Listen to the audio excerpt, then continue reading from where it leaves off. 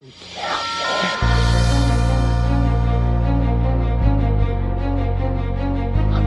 out, man. You can't handle the truth. You can't handle the truth. What do all men in power want?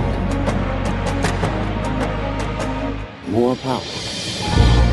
And now, broadcasting live on GMN from an undisclosed location in the Arizona desert. Italian by birth, American by choice. Songwriter, poet, freedom activist, luca-zanna with Love, Guns, and Freedom. All systems go. Don't tread on us. We're not afraid. You work for us. Hi everybody, this is luca-zanna and you're listening to Love, Guns, and Freedom with luca-zanna here on Guerilla Media Network and on KTOX 1340 AM. Don't forget also to go to www.lovegunsfreedom.com, where you can listen to all my past shows and also, of course, live every Sunday, the new show. Now, today we talk about freedom, first hour, but it is a different aspect of freedom. I already touched the topic a few times that we are under attack, not just under attack for our rights in our lives, but also physical attack. We are living in a situation that seems like almost out of some sort of a sci-fi movie, but if you start to do your research, you will see that the keyword I will share with you right now, the keyword is population control. Yes, this is nothing new, but unfortunately it's now more and more true. So we are under chemical, biological, and also, physical attack. You see around the food you eat, the air you breathe, the water you drink, and all the different environments that we are surrounded, we are pretty much contaminated. And the final goal, or because of greed, or as a consequence of greed, also just because the final goal is just to completely control the population, is to kill us. I know it may sound extreme, but I have proofs, we have proofs, and I invite you also to find your own proofs. Meanwhile, today I have a guest. His name is Ken from Michigan. He's a patriot. He's a 70-year-old man. I met him during the Bandits standoff, and with him I share not only great memories of that time, but also a solution that I found out about 2 months ago. The keyword is called Protandem, and I will tell you exactly more what it's about. But this is something this is not an infomercial. I'm not trying to, at this point, sell anything. This is not a sponsor, but yes, I want to tell you up front. I'm also now a Protandem distributor. This is true. But wait that you see, because this is for me very newsworthy information.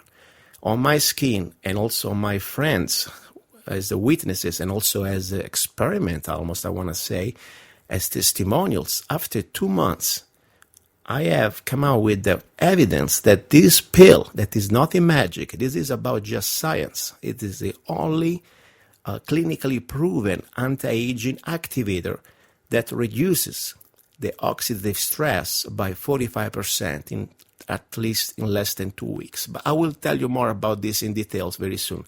Let's start to talk to Ken. Ken, are you there? Yes, I'm here, Luca. Okay, Ken. First of all, I will talk with you today about Protandem and the experience that you had and also your family members having, and why this is so important. But before we go there, before we talk about Protandem, just tell me briefly a little bit about you. How old are you? Where are you from? And also a little bit about this target individual situation. Go ahead. Okay, Luca, yes, I'm 70 years old. I'm from Michigan. And we call ourselves TIs, which is Target Individuals in America. And a lot of people, they find this hard to believe. But if you want, I talked to a Pastor Butch out of Kentucky, and I asked him, I said, Pastor Butch, do you know anything about the Target Individuals? He said, yes, I do. I said, how can we bring this out? He said, this is going to be hard, Ken, because the people doing it to you think you deserve it, but yet they don't think this technology is being used on them. So what he was telling me, the people that's helping perpetrate these crimes, and I call it crimes because it is a crime what they're doing. Mm-hmm. And these are actually other Americans doing it to other Americans, and it's a crime. But yet they think that they're going to escape this. But meanwhile, while they're taking your freedom or my freedom away, they're giving up their freedom. Exactly. It's very complex, but everybody needs to study MK Ultra and go from there, because this never went away. MK Ultra was started back in I say 48. Most people say 50 to 51, but I say it started in 48. And this never went away. If you listen to John F. Kennedy, he gives a speech about the secret society and what was going on. He started printing their own money. What happened to him? He died within a year. Exactly. They killed him. So let me 1 second interact, Ken. It's very important that we look at facts that we can prove right now, like declassified documents. Now, it's common knowledge, and there are declassified elements, that MK Ultra, it was an official program by the government, U.S. government, to pretty much manipulate and control the human's mind. And doing this through torture, through drugs, and in a way that pretty much you control now almost the soul of the person, and you create a sort of zombie, somebody that will do pretty much whatever you tell him to do. Is that true? That is very true, Luca. And the thing is, what they do, they get in, they what we call it brain invaders. You know, they come in at night when you're sleeping. They entrain your brain, and they can literally make a guy go out and do anything they want him to do. If you look at all the school shootings, you look at Aaron Alexis, he was the shooter at the Navy Yard. He contacted our group, said exactly what they was doing to him. They said he killed 12 people, and then they killed him or whatever. I really don't believe that he killed the 12 people. But the same technology, what people are missing, is like William Benny. He worked for the NSA. Yeah. He was one of the fourth highest people in the NSA. After 9/11, he started blowing the whistle on what they were doing. Now, he said last Friday, I've been following him very closely because I knew that they had to be targeting him. Yes. He said last Friday when he was talking to Alex Jones, he said, Alex, how do you protect your information from, for your privacy? He said, I don't, because when the government targets you, they come in your house, they put cameras in, they move stuff around, and Alex more or less got right off the subject because he didn't want to hear that, because in my own mind, Alex is hiding this technology. Why? I don't know. But this technology will basically take away all your free will and thinking, not only to American citizens, but throughout the world. Exactly. And so now the evolution, if you want to call it, of this MK Ultra is to a new level with new technology, not just with drugs and induced pain and different type of torture and deprivation of sleep like was MK Ultra, but also through now some sort of completely high-tech, almost sci-fi technology that you can start to almost put thoughts and words in somebody's else minds, and people start to go crazy pretty much, and they start to hear voices. That's pretty much my understanding, correct?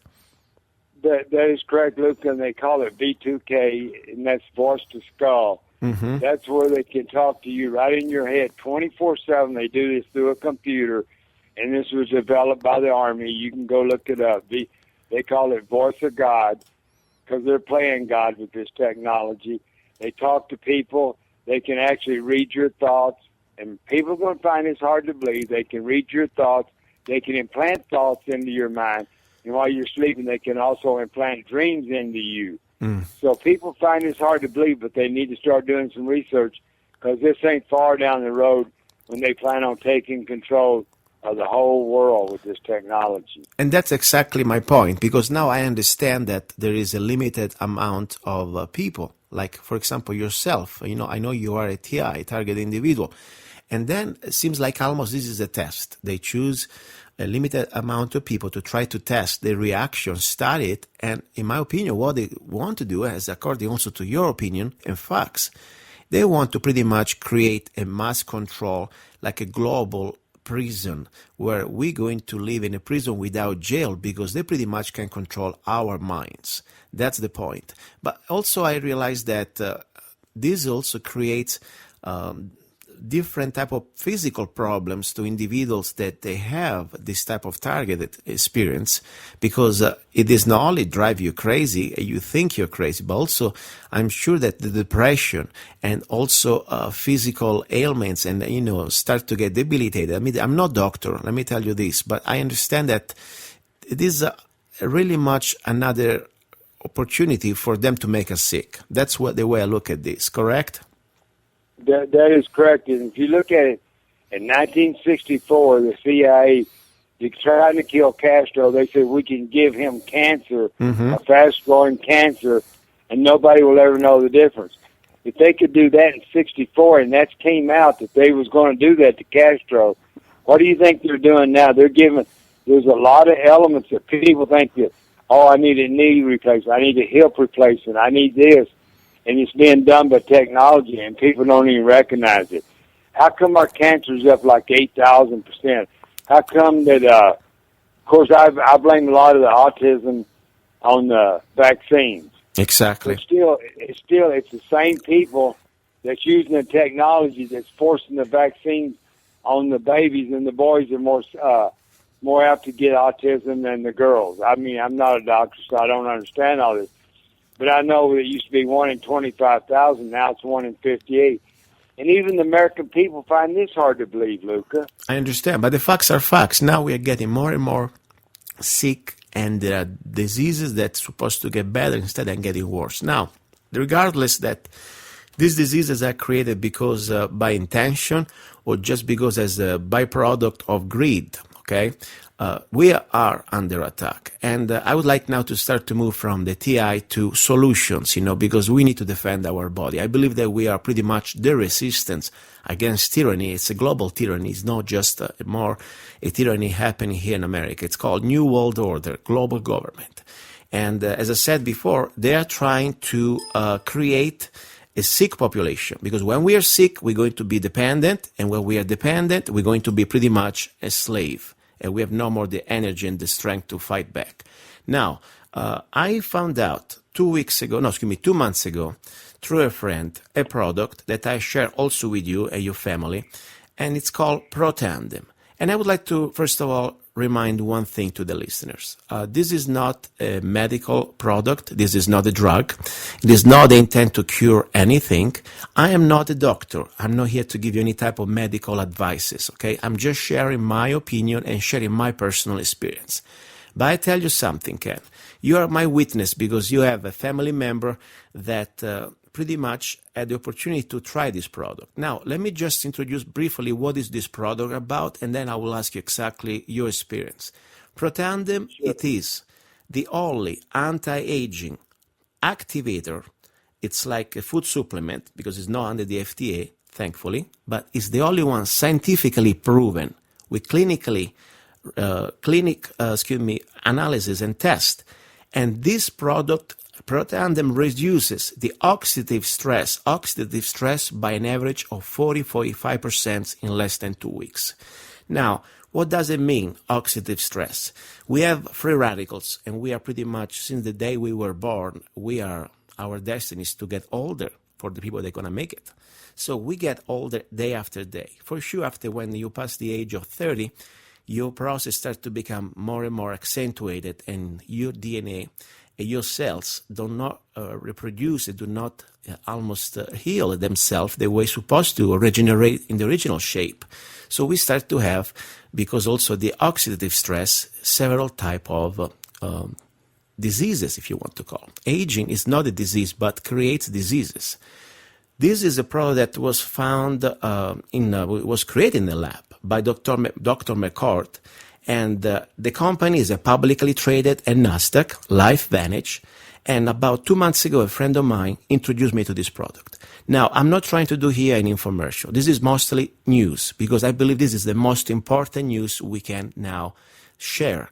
If we can find a product that, for the less of the price of 1 coffee a day, clinically proven that in less than a month, you can start to get back the control of your body and have better quality of life and have energy and have focus and feel like almost when you are in your 20s, I tell you, and I've proven this on my skin, and I can tell you this, otherwise I wouldn't say here. I got this, I tried for 2 months, and after not even a week, I felt it.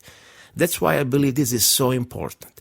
And now I want to introduce you your experience. How did you find about this product and about your family experience? Go ahead, Ken. Yes, Luca, you called me and told me about this product. I was at my daughter's house in California, and I didn't know my daughter had fibromyalgia.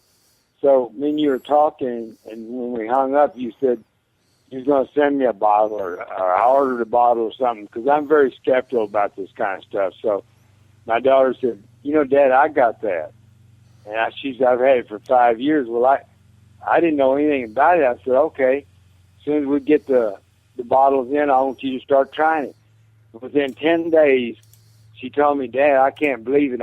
70% of my pain. I said, what is this that you've got? She told me you could touch my legs, and it'll actually send chills and pain up and down my spine, wow, my arms, and everything. And she said, this got rid of it. I said, well, I'm going to have to look into this, because you sold it to Pete Santelli, and he even told me, Ken, you need to get on this and try it.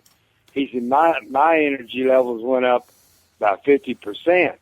Well, all the time I was on the vacation with Pete, we was running his show out of my motorhome.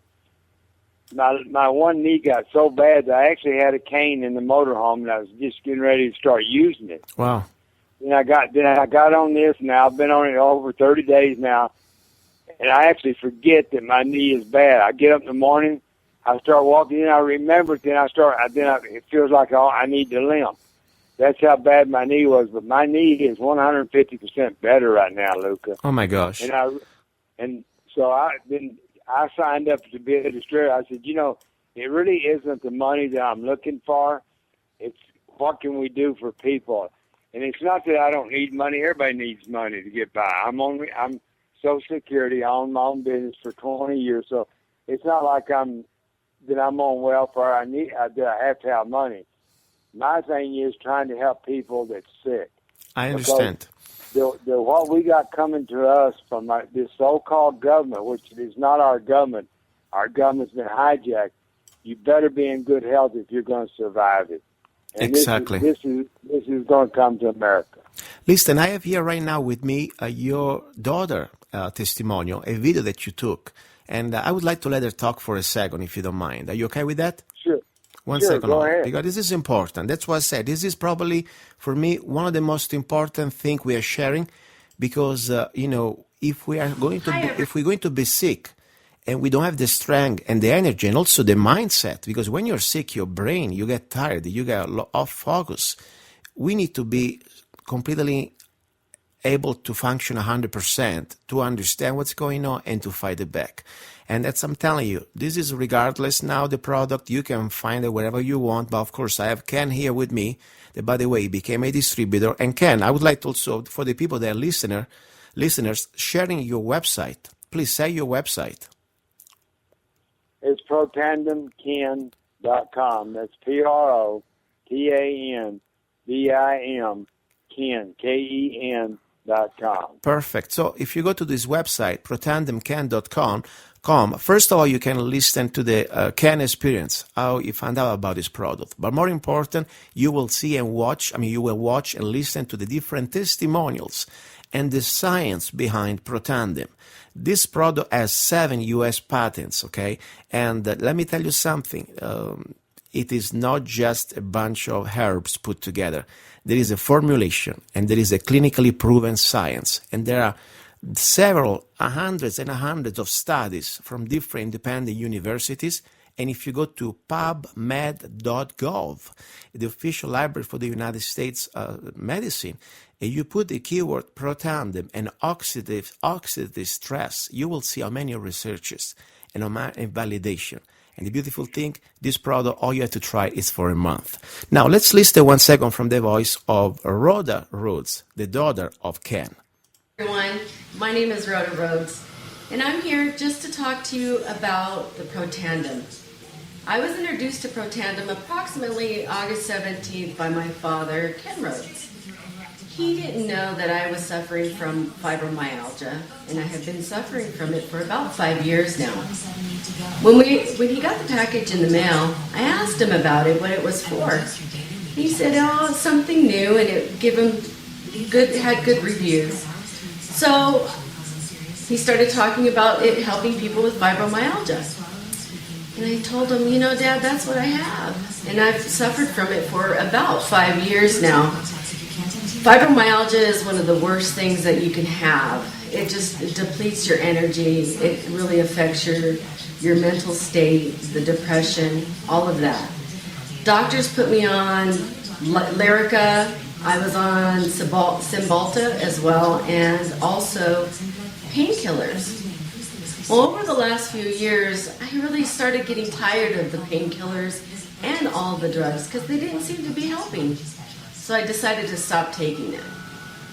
And I suffered from it, and I just pushed on through. Doctors kept telling me, exercise, it's going to help you. Well, I suffered from shin splints anytime I get on the treadmill because of the fibromyalgia. Very depressing. When my dad told me about Protandim, I thought, well, I'll try it. Let's see what it does. So I started taking it on August 17th. I can tell you I've been taking it now for 2 weeks, and I feel great. Yes, I get a little tired, but nothing like I used to get. I have energy. I can get on the treadmill. When I used to come home from work, because my work is so exhausting, when I come home from work, all I wanted to do was sleep. I don't do that anymore. I can come home and I can get on the treadmill and I can exercise, and I feel good. Not only that, but my sleep patterns have changed. I can sleep through the night, whereas I used to wake up so many times a night because I was hurting, I was in pain. But since taking the Protandim, I can tell you this, it has really helped me. I would totally recommend it, and I would urge anyone that has fibromyalgia to go ahead and take it. At least try it. Give it 30 days. Just see if it helps, because I can tell you what, it has really helped me. Here we go, Ken. Did you hear it? Yes, I did. Very good. And I would like to remind to the listener one thing. First of all, as I said, this is not an infomercial. I am not charging Ken, but at the same time, I want to say disclosure. Yes, I am not only a user of Protandim, but also me and Ken, we became distributors. But the point now is to share the information. We want to put this in your brain, at least to get you a chance to start to investigate, do the research, and find out more about the product. I would like to also find the opportunity to share again, protandemcan.com. There is a page called Research and Testimonials, where people can pretty much find out all the different independent studies with different PDF files and videos about the different science behind Protandim. Ken, before we close, we have 1 more minute. Please say whatever you want to say about Protandim or about pretty much solution that we're trying to look for. Well, I think that Protandim, like I said, I was very skeptical, and I expect everybody else to be, but at least go in and do your research before you throw the baby out with the bathwater. Whether you buy from me, whether you buy from Luca, you can buy from anybody you want to. It's a very good product, so don't just disregard it as being some hype or anything else. At least go in and check it out. It's a very, very good product. Go to www.protandemcan.com. Ken, I want to thank you again. We will talk soon again. Don't go away, and stay tuned for the next part of this first hour. You're listening to Love, Guns, and Freedom with luca-zanna.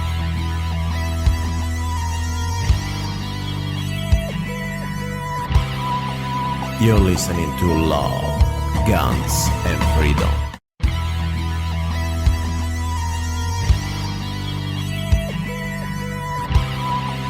You're listening to Love, Guns, and Freedom with luca-zanna on Guerilla Media Network. Here we go, back with luca-zanna on Love, Guns, and Freedom. You're listening to Love, Guns, and Freedom. This is our number 1, second part. A little bit of news. I like to start to analyze the news of the week because, unfortunately, these are not just news to entertain, but they're news that should make us think. Should make us think that something is in motion.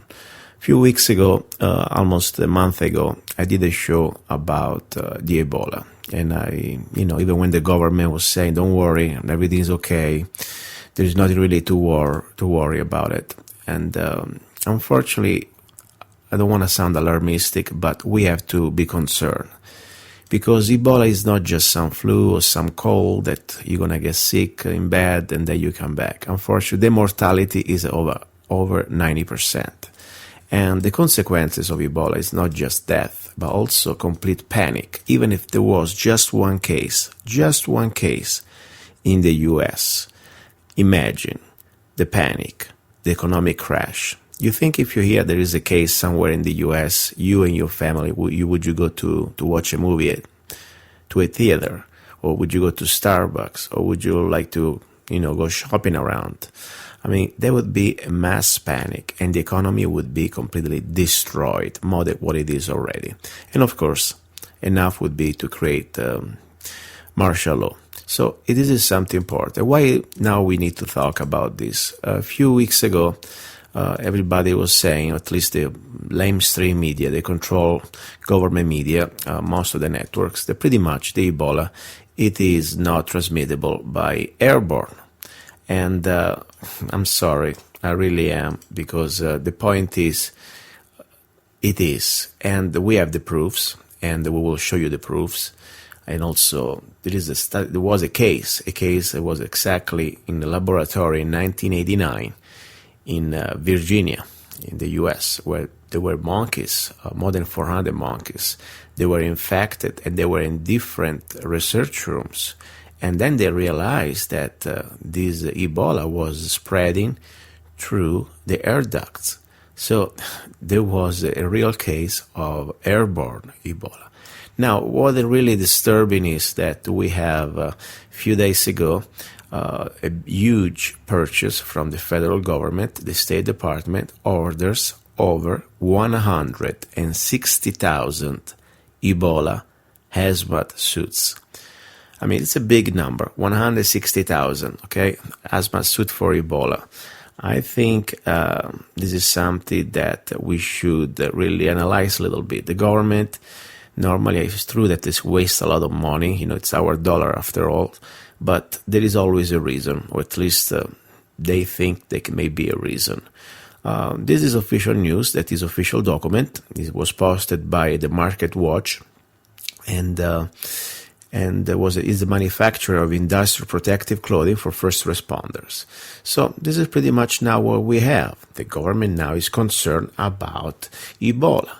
Let's not forget, though, at the same time, we have in a lot of cases in many states, also in Arizona, in Colorado, and where young kids at school, they have a very dangerous respiratory disease. This is becoming more and more now mainstream. Even the mainstream don't want to touch it. We know that, unfortunately, it is all connected. We were talking about this a few months ago. These illegal aliens, let them go through from Guatemala with the administration aids and help abating this invasion. We know very well it was all orchestrated by the White House and, of course, by the different governments that try to push all these illegal aliens here. There are many of them, they are kids, it's true. And they were sent to school, to American schools, without any background check on their bill of health. I remember when I became an American citizen, even better, before I even had a chance to become an American citizen, I had to go through screenings, blood tests, and the respiratory test to be sure I was healthy. I wasn't carrying any type of disease when I came to this country. And I think it's more than logic and understanding. Unfortunately, now the rules are changed. And the fact the rules are not for everybody. As you know, the administration gave a special pass to these illegal aliens to board on airplanes without any type of real documents. We have to go through all these different type of sexual harassment, the underwear, and then the hands in our genitalias and all this stuff. Instead, we have here a special class of citizens. They're not even citizens. They come through and they're given, first of all, a special pass on airports, on the airplanes. no any type of identification, just a letter from Homeland Security, and then of course they must be allowed to go to school, and we don't know what type of diseases they bring. Please don't start to say this is a racist stuff, because if you tell me that, you're an idiot. Simple as that. It's nothing to do as about race. And you listening somebody that was even born here. I came here as a legal immigrant. This is, first of all, is violation of our rule of law. And more important now is also about national security. And it's very insane and criminal, in my opinion, from this administration, that we allowed kids from other nations, and we also come from third world countries on top. Unfortunately, they are diseases that we pretty much have eradicated here the last 50 years, but in some countries they still have them. And so that we allow them to go to schools with our kids, and now we see something is spreading out that is not just the typical flu or cold. Ebola, back to the Ebola. Now, it's only a question of time, unfortunately, that things may start to evolve to a new scenario. I think it's almost statistical, it's mathematic. First of all, we know very well that the last few months they've been apprehended at least 70 national Africans from states, from countries like Nigeria or Liberia, where Ebola is present. 70 in few months, the number of illegal aliens from Africa that were apprehended. Imagine how many they were not apprehended. We know that they don't get everybody, okay? Now, all we need is one person. One person. We know also very well that, unfortunately, the incubation time, it's more than, could be 2 days, could be also a month. It's proven. I'm not a doctor, but I'm just reading what other doctors they've been saying. So when we know all this information, think about it. We have now a couple of doctors, at least, that they were contagious with the Ebola, and for the first time in the American history, instead of let them quarantine and take care of them off outside the U.S. soil, they have special Navy ships in the middle of the ocean, Guantanamo. We have so many places stay discontained. No, they brought them into universities. They brought them into hospitals. I mean, this is very criminally dangerous. I mean, think about it. Supposedly, these American doctors, they've been cured. First of all, I'm not a doctor, but what I'm reading that even if you've been cured, you may be still able to carry, to be almost like a carrier, okay? You can be not feeling the effects of Ebola, but you may still carry this virus in you. We're playing with fire. We're playing with something that there is no any type of coming back. If something happened, if just a mistake happened. Now, we know that there is the executive order by Mr. Obama that pretty much if anybody has some sort of medical conditions, like they could be compared to coughing or respiratory problem, they may be forcefully detained. Now, don't you see where is going all this? Don't you start to understand all bits and pieces? I really, for the first time, we've been talking about very serious topics, and we know that a lot of things going on. But this is something, unfortunately, I have the feeling, especially after analyzing all the evidence, that we may be very well in a very critical moment for America. There is so much at stake. Don't forget, the polls of Congress, they're going down to the toilet. Obama right now is being exposed. Even many Democrats finally start to get it. He's a warmonger, more than Bush. Another war without declaration of Congress. They wanted to go to Syria 2 years ago. Thankfully, the American people was awake enough, and they say no. Now they must find another excuse. We found out that ISIS, who was funded by the CIA and by us 2 years ago, there is a photo of Senator McCain giving a medal to one of these freedom fighters, as I used to call them. And now, supposedly, ISIS is our enemy. But people maybe didn't forget, I hope not, that ISIS was founded and trained by the CIA. Now we're supposed to go to war because of ISIS. And it's just another scam, guys. I'm sorry.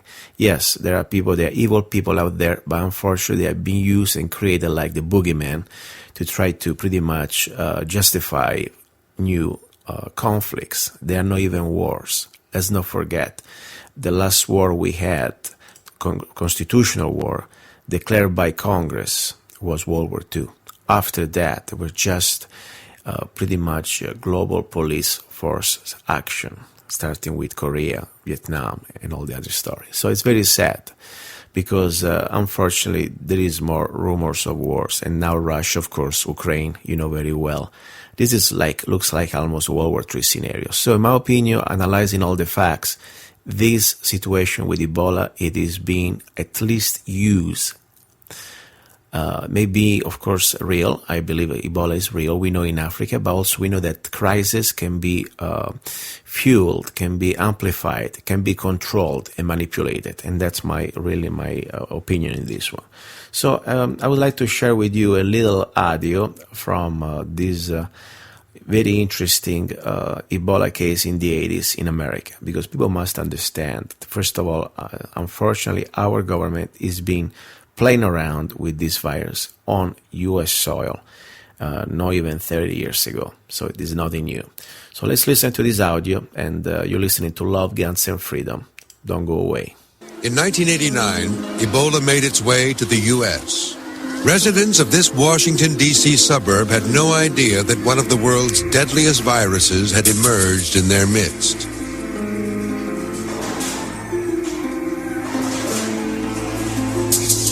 In a primate quarantine unit in Reston, Virginia, monkeys in one of the holding rooms suddenly began to die.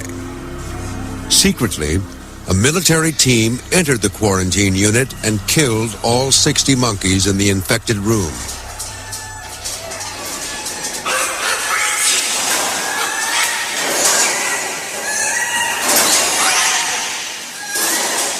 The crisis heightened as monkeys began to die in a different room. It appeared that the virus was moving through the ventilating system. In response, the military killed all 400 monkeys, ending the outbreak.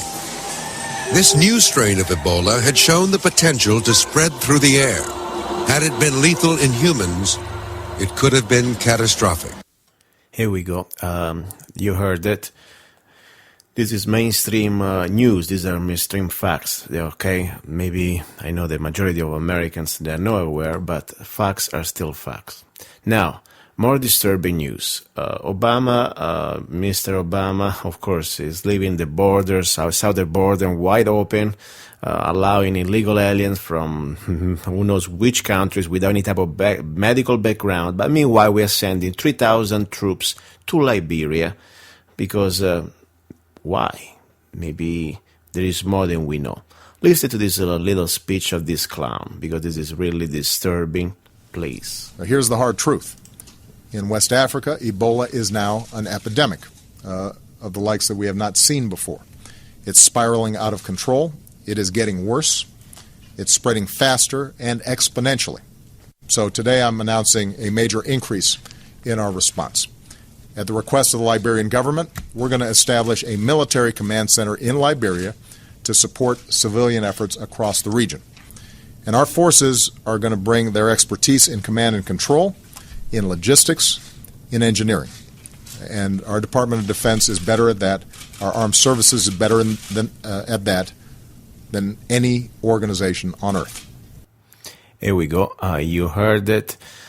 This is more examples of a new world order. Instead of putting the troops, our soldiers, on our southern and north borders, where we would like to know exactly who is coming through, and more important, we would like to be sure that nobody comes through without being at least tested and checked for our security. No, we are sending more soldiers around the world, 3,000 troops to somewhere in Africa and Liberia, that first of all endanger them. I mean, this is not just a flu, okay? You send them with something that supposedly there is no vaccine. So, and more important, I mean, this is really, you think it's just because Ebola? We know that there is AFRICOM, pretty much the United Nations force, police force, that of course most of the manpower it's from the US, American soldiers. We've been in Africa, not just now, we've been in Africa the last few years, started with the Bushes and of course now with Obama even more. So we're pretty much everywhere. I want to say something seriously. This is nothing about Democrats or Republicans. We are playing with fire. And I pray that the American people, we understand that if you still want to support this man, Mr. Obama, just because he carries the card of the donkey or whatever animal you have in your party, I say, guys, please stop this, okay? And I don't consider myself a Republican. I consider myself, by the way, an independent, because I believe in what is right, not just I never believe in party. I don't care what the party says. I believe in what my principles, of course, they will may not maybe agree with everybody, but more important, I believe in truth. That's what I really believe. So please, guys, we've been set up, and unfortunately, they're going to try to put us against each other. Now, another important thing we must understand, according to the former chairman of the Tulsa County Republican Party, HHS is also checking hospitals in New Mexico and other states. The Oklahoma State Department of Health Services believe that all 50 states have received inquiries from the federal agency about the readiness to accept Ebola patients. This is according to KFOR in Oklahoma City. So now we have the federal government, the same federal government that used to tell us just 2 months ago, do not worry, everything's under control. Now tell us that, first of all, they bought 160,000 hazmat costumes, okay? And then we have, of course, sending soldiers, 3,000 soldiers to Liberia. And more important, now we start to ask about our hospitals if they are ready to handle the situation. This is serious. Now, what are the scenarios? Scenarios, hopefully, miracle, nothing happens, and I really pray for that. But we must be praying for the best and preparing for the worst. That's my humble opinion. I would like to, first of all, say this. Think that imagine tomorrow morning you wake up and you block in your home. There is nothing more you can do because there is a quarantine, there is martial law, or maybe you're just too afraid to go out because you have real concerns. You need to start to think whatever you have in your home, in your household, that's what you need to live with. I pray that meanwhile you may have a plan to maybe go in a rural part of America, but if you have to stay in your apartment or in your little area in your town, please prepare. Prepare for whatever you need. You may stay a month in the house. Food, water, we know all the stuff. But more important, prepare your soul, prepare your spirit also. We must really, I believe we must be, and I don't want to try to preach you because you don't need to believe, okay? This is my personal opinion, my personal belief. I believe that we must have faith. That's my humble opinion. And you can do whatever you want, of course. That's your right. But my point is, this is going to be something that we never face as country, as America. If something like Ebola starts, there is nothing we can compare.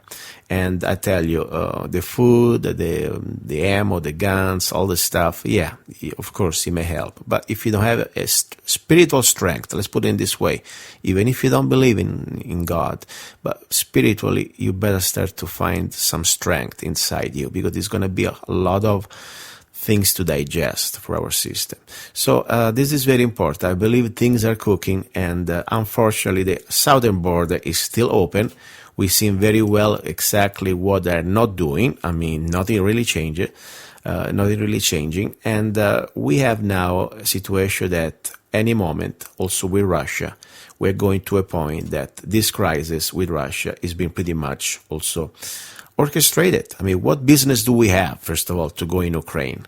I mean, what he has to do? Like tomorrow, let's say we are having a problem with, Puerto Rico, and then we have China start to come out and tell us, no, you don't need to handle Puerto Rico. I mean, this is not our business. And spending billions and billions of dollars to arm, ISIS, to fight ISIS, or more important also to just give billions of dollars to Ukraine, while we have our people dying in the streets, lost their homes, veterans without any type of medical care, and you have poor people just broke. I mean, why should we pay for somebody else bills. Let them go to China to borrow this money, okay? I'm tired of these international aids, especially military aids, any type of international aids.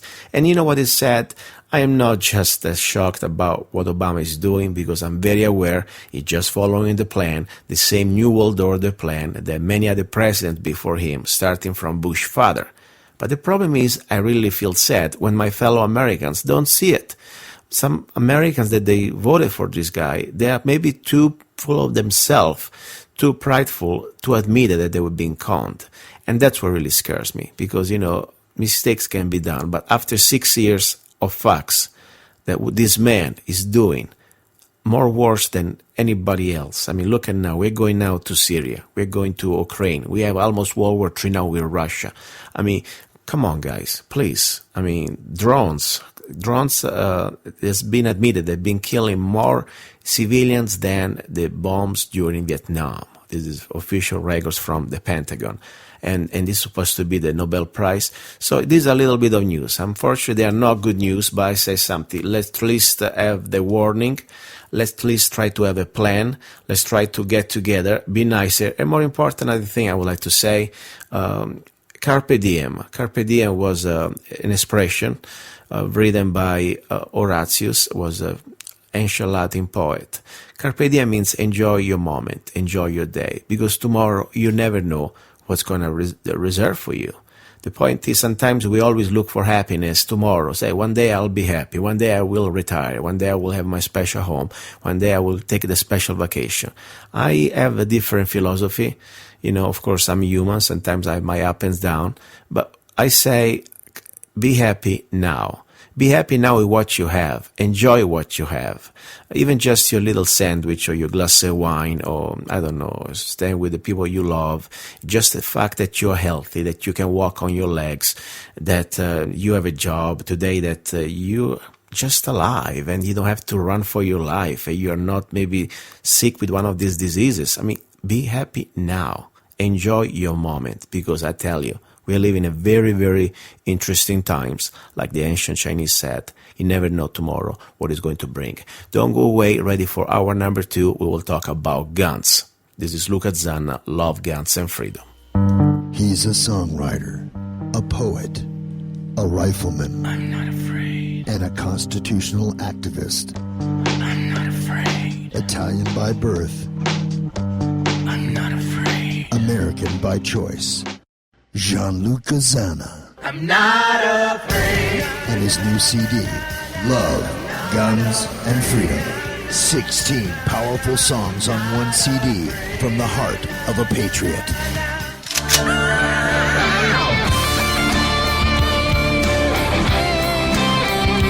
For download or to order the CD, go to www.lovegunsfreedom.com. That's www.lovegunsfreedom.com. Lyrics for your mind, music for your heart.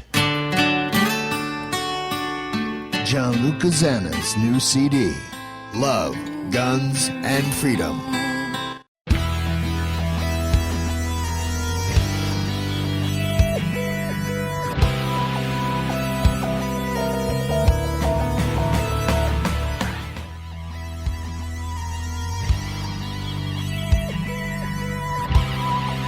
You're listening to Love, Guns, and Freedom with Gianluca Zanna on Guerilla Media Network. Here we are, hour number 2 with Luca Zanna, Love, Guns, and Freedom. We talk about guns and a little bit about guns and more. Now, first of all, a little bit of interesting gossip story that happened to me a few nights ago. I was driving on the 40, Highway 40, Arizona, of course. I don't want to disclose the exact location because I don't want to put anybody in trouble. But anyway, I was, first of all, I don't think anybody should be in trouble, but just to be sure. I was driving my car and, it's a little bit late at night. Been driving a few hours, kind of tired. Premise, I never got a speeding ticket in the last 16 years that I've been in America. I always drive as carefully as I can, try to be as responsible as I can. I'm not a saint, I'm not perfect, but when it comes to the road, I have a great driving record. Anyway, that night, a couple of nights ago, I was kind of little tired, and I was about probably 8 miles above the speed limit.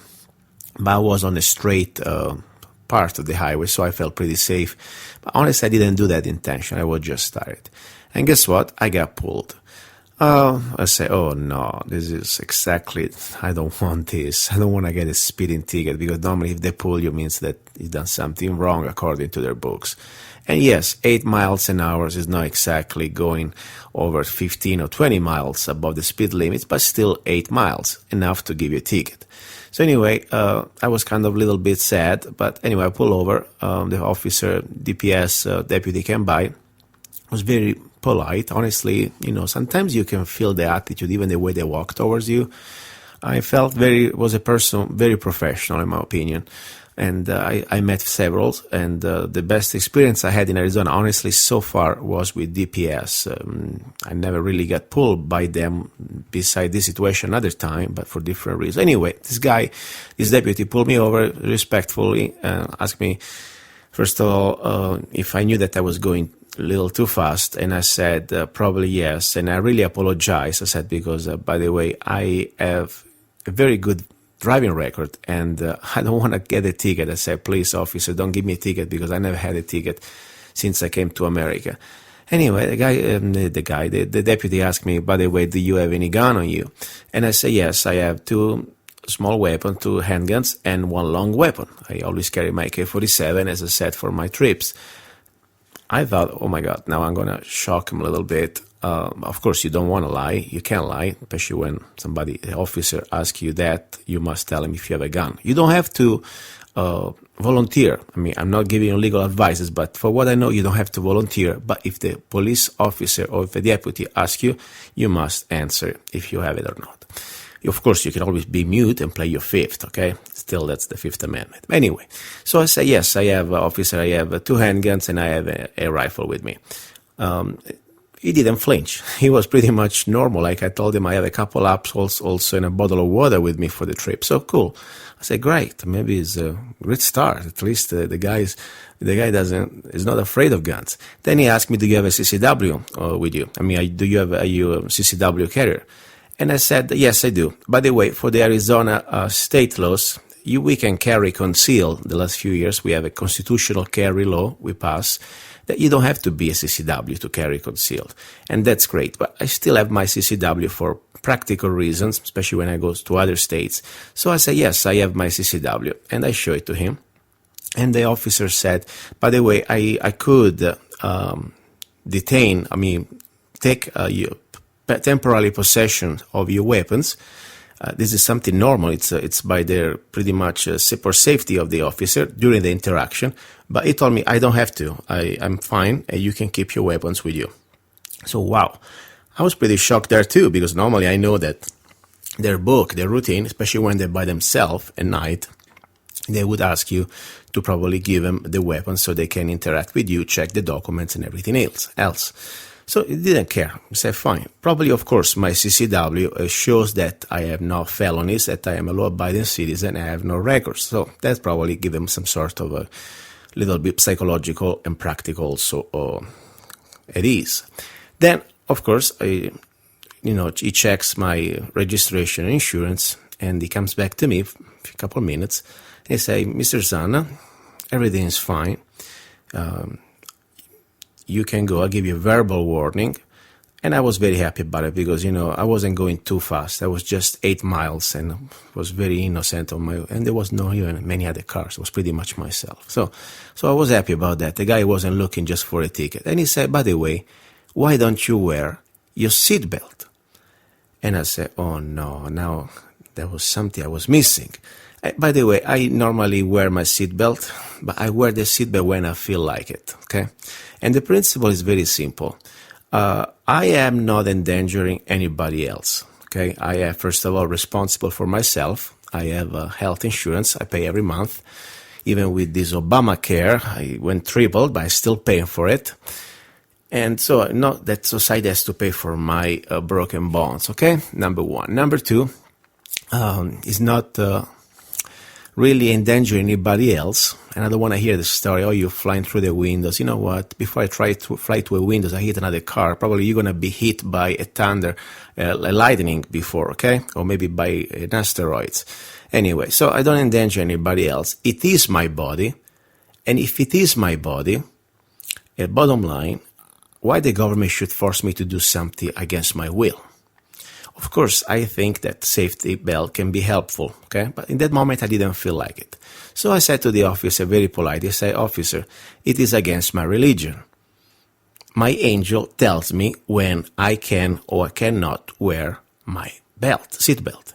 And on top, as I said to you, I told them, just to let you know, I'm not endangering anybody else. I'm paying for my health insurance.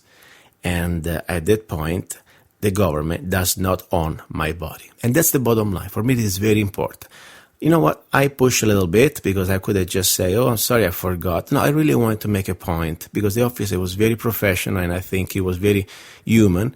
And I didn't want to give him the BS. I wanted to tell him exactly what I feel about it. I was shocked. I thought now I'm going to get a ticket because of the seatbelt. And he said, okay. And he smiled. He was laughing, I guess, behind his, especially with my accent. Imagine trying to tell him all this story about my religion. And he said, okay, but have a safe night, Mr. Zanna.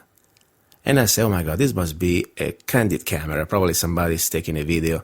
So I was very impressed because I tell you, we hear stories about, everywhere, even in Arizona. I mean, unfortunately, especially the last generation of law enforcement, they forget they're supposed to be peace officers, become mostly like almost a money-making machine, just giving tickets, and unfortunately, forgetting their oath that they took to uphold the Constitution. I mean, that's the most important thing. They're supposed to keep the peace and defend our rights.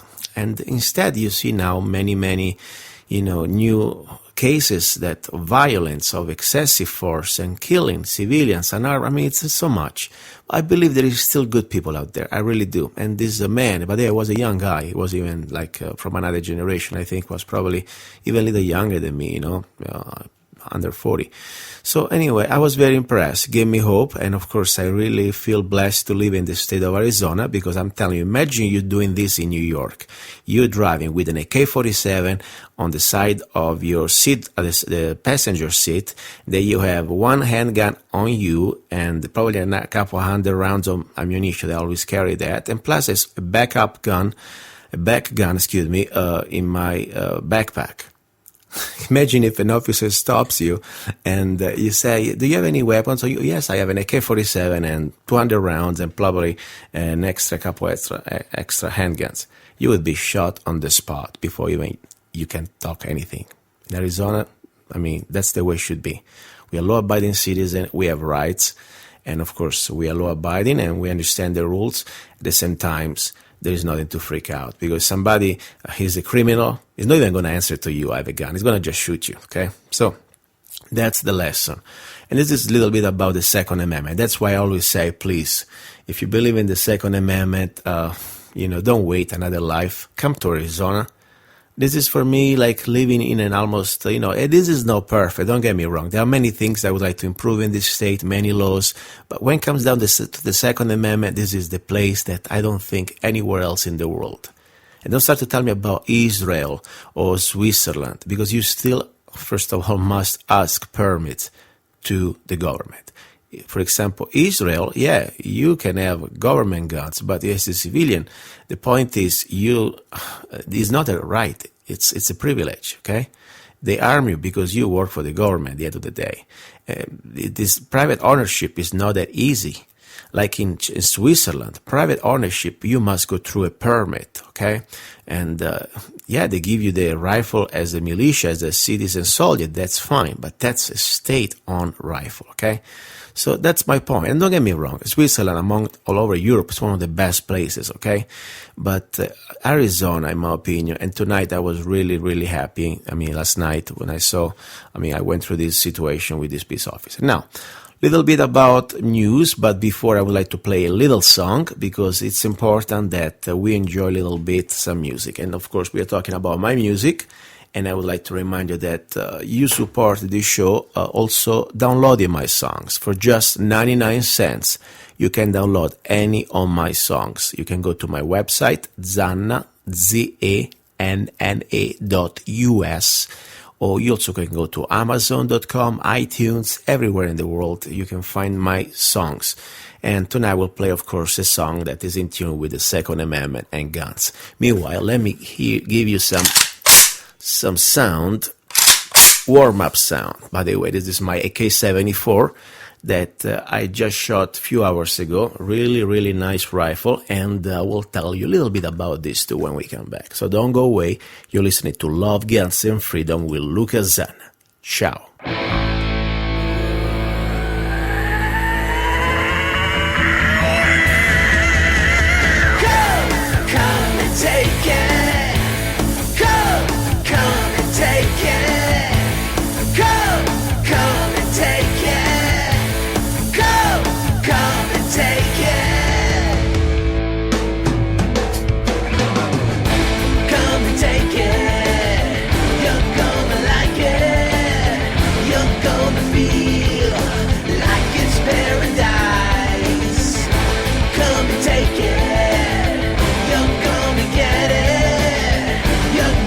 Taste it, one between your eyes.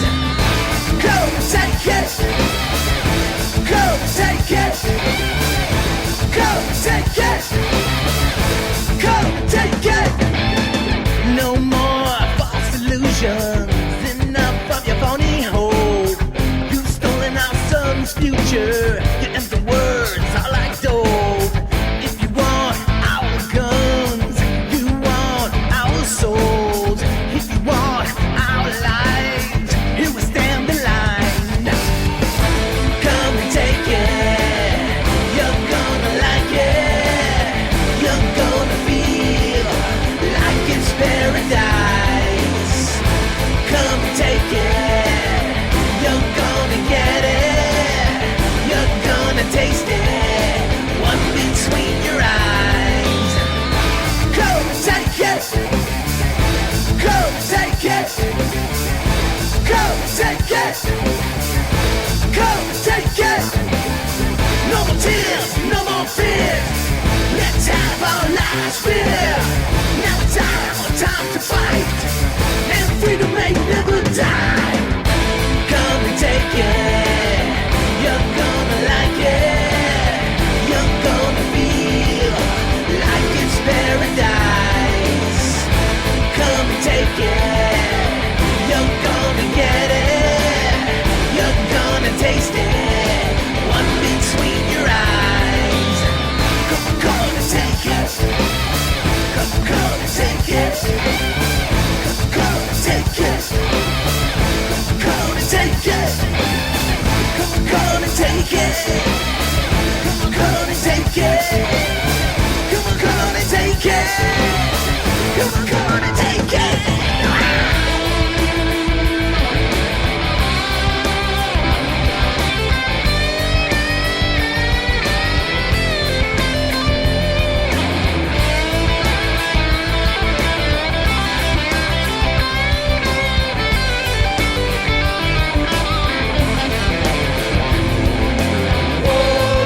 This song is dedicated to any bastard that will try to disarm the American people. Just try it. Screw you, United Nations. We'd rather die standing like free people than live on our knees. If you want our guns, come and take them. Our answer to 1984 is 1776. Long live the Republic. Death to the New World Order. Go and take it. Okay, that was Come and Take It, music and lyrics by myself, Gianluca Zanna. It's part of the latest CD, Love, Guns, and Freedom, like the radio show that you're listening. By the way, you can download it anywhere. For 99 cents, you can get a song or any other song from the CD. Go to Amazon.com, put Gianluca Zanna, or even better, go straight to zanna.us, my website. Now, let's talk a little bit about news and what's going on. I know this is the hour about guns, but something I wanted to share with you about in general when I talk about gold, it's like guns for me, okay? I know it's not exactly something that, you can only use a bar of gold to throw in somebody's head, to defend yourself. But the point is, gold is to defend your wealth. The inflation, we understand pretty much money, paper money, these Federal Reserve notes, they're pretty much like paper. The inflation is destroying it by design. Now, something I wanted to mention the first hour. The Dow and the S&P 500 is soaring. The market is going crazy. Meanwhile, the ultra-wealthy people, they are buying incredible quantities of gold bars. The last year we had an increase of over 243%. I'm sorry, guys, but I told you before, the Ebola, these rumors of wars, they're becoming more and more. We are in conflicts anyway, already many conflicts. The next one is going to be Syria and Ukraine, unfortunately.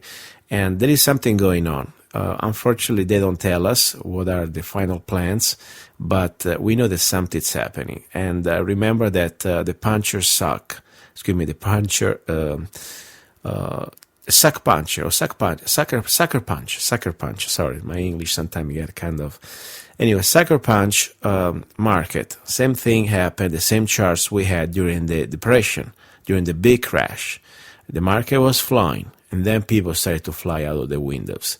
And I believe, unfortunately, there is something that is planned for us. This crisis is going to be another one of their crises created, and so I believe that we must monitor this buying gold. And gold for me is very important, as ammunition, they are very important. So don't forget also this, especially the Russian ammunition, that we need to think that unfortunately, because of Obama's executive order that pretty much is banning all these imports of AK-47 or other rifles like the Saiga-12 shotgun and rifles from Russia, ammunition is going to be the next thing. So I found a place I would like to share with you, Center Fire Systems. They have right now, this week, a special for Russian 762 by 39 for AK-47 or for SKS, great ammunition. A box of 1,000 rounds. They are still case, so you cannot reload them, but they are great quality, in my opinion. I have a few of those. Full metal jacket, 1,000 round for just $199.99. They're 123 grain, perfect standard 762 by 39 full metal jacket round for your AK-47. Go to Center Fire Systems, and I think it's incredible because it's cheaper than, or at least the same price if you buy 1,000 round of 9mm steel case Wolf. Cost you the same. Cost you $200 if you like. You have in here, put your money first in ammunition for a rifle, because no, don't get me wrong, the pistol is important, but normally you shoot a pistol as the final resort. You want your rifle is your main weapon, okay?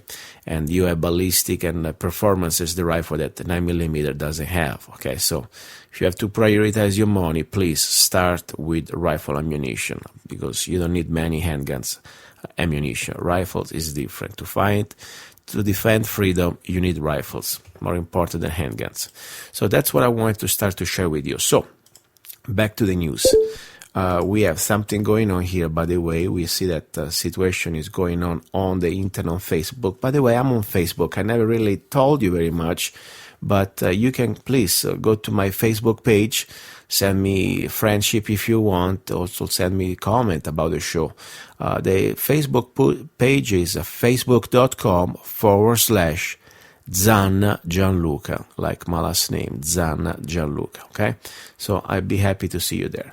Now, a little bit about news. What we're going to talk about, the second part of the second hour, it's about marksmanship, okay? We're talking about rifle. And I would like to go through with you a couple of important marksmanship points that we can discuss, or at least we can share over the radio.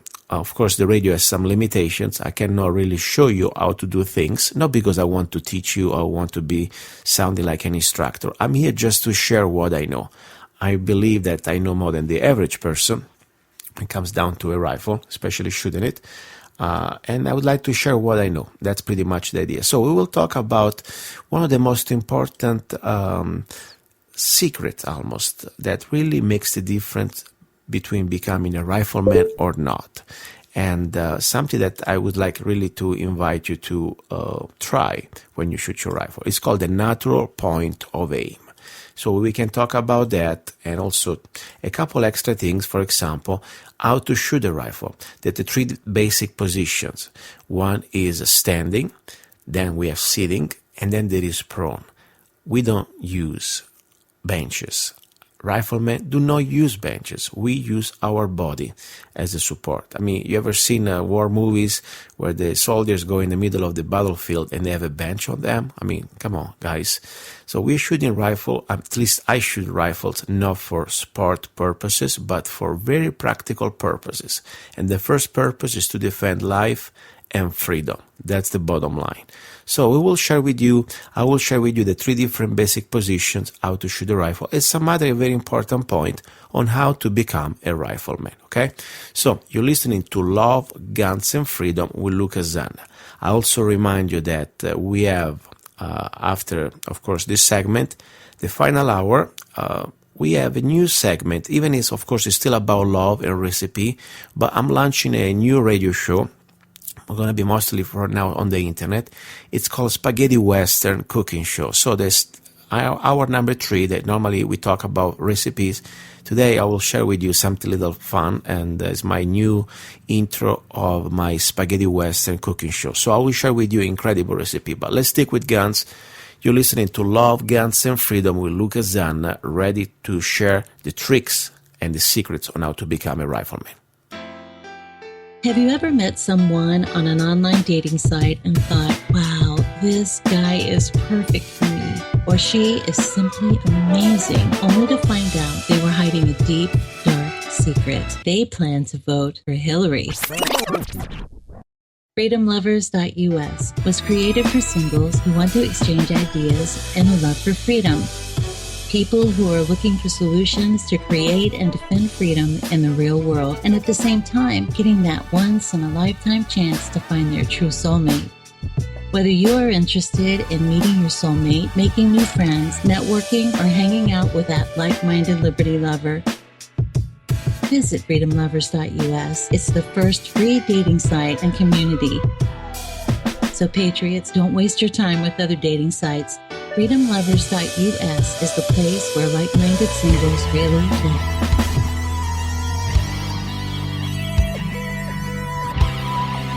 You're listening to Love, Guns.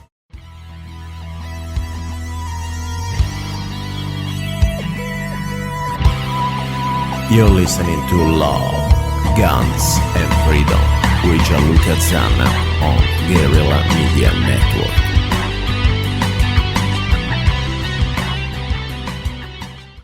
Here we go.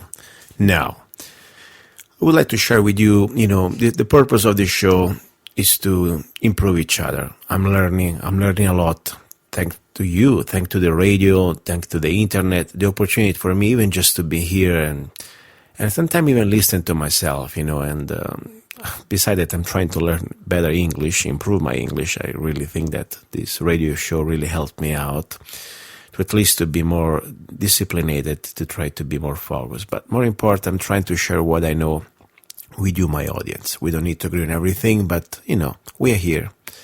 And sometimes I really hope to be wrong. I'm sorry. I really mean it. I hope to be wrong about many things when it comes down to the social event or political situation that we are facing right now as society, as humanity. But right now, let's focus on things that I think I'm right. We're talking about riflemen.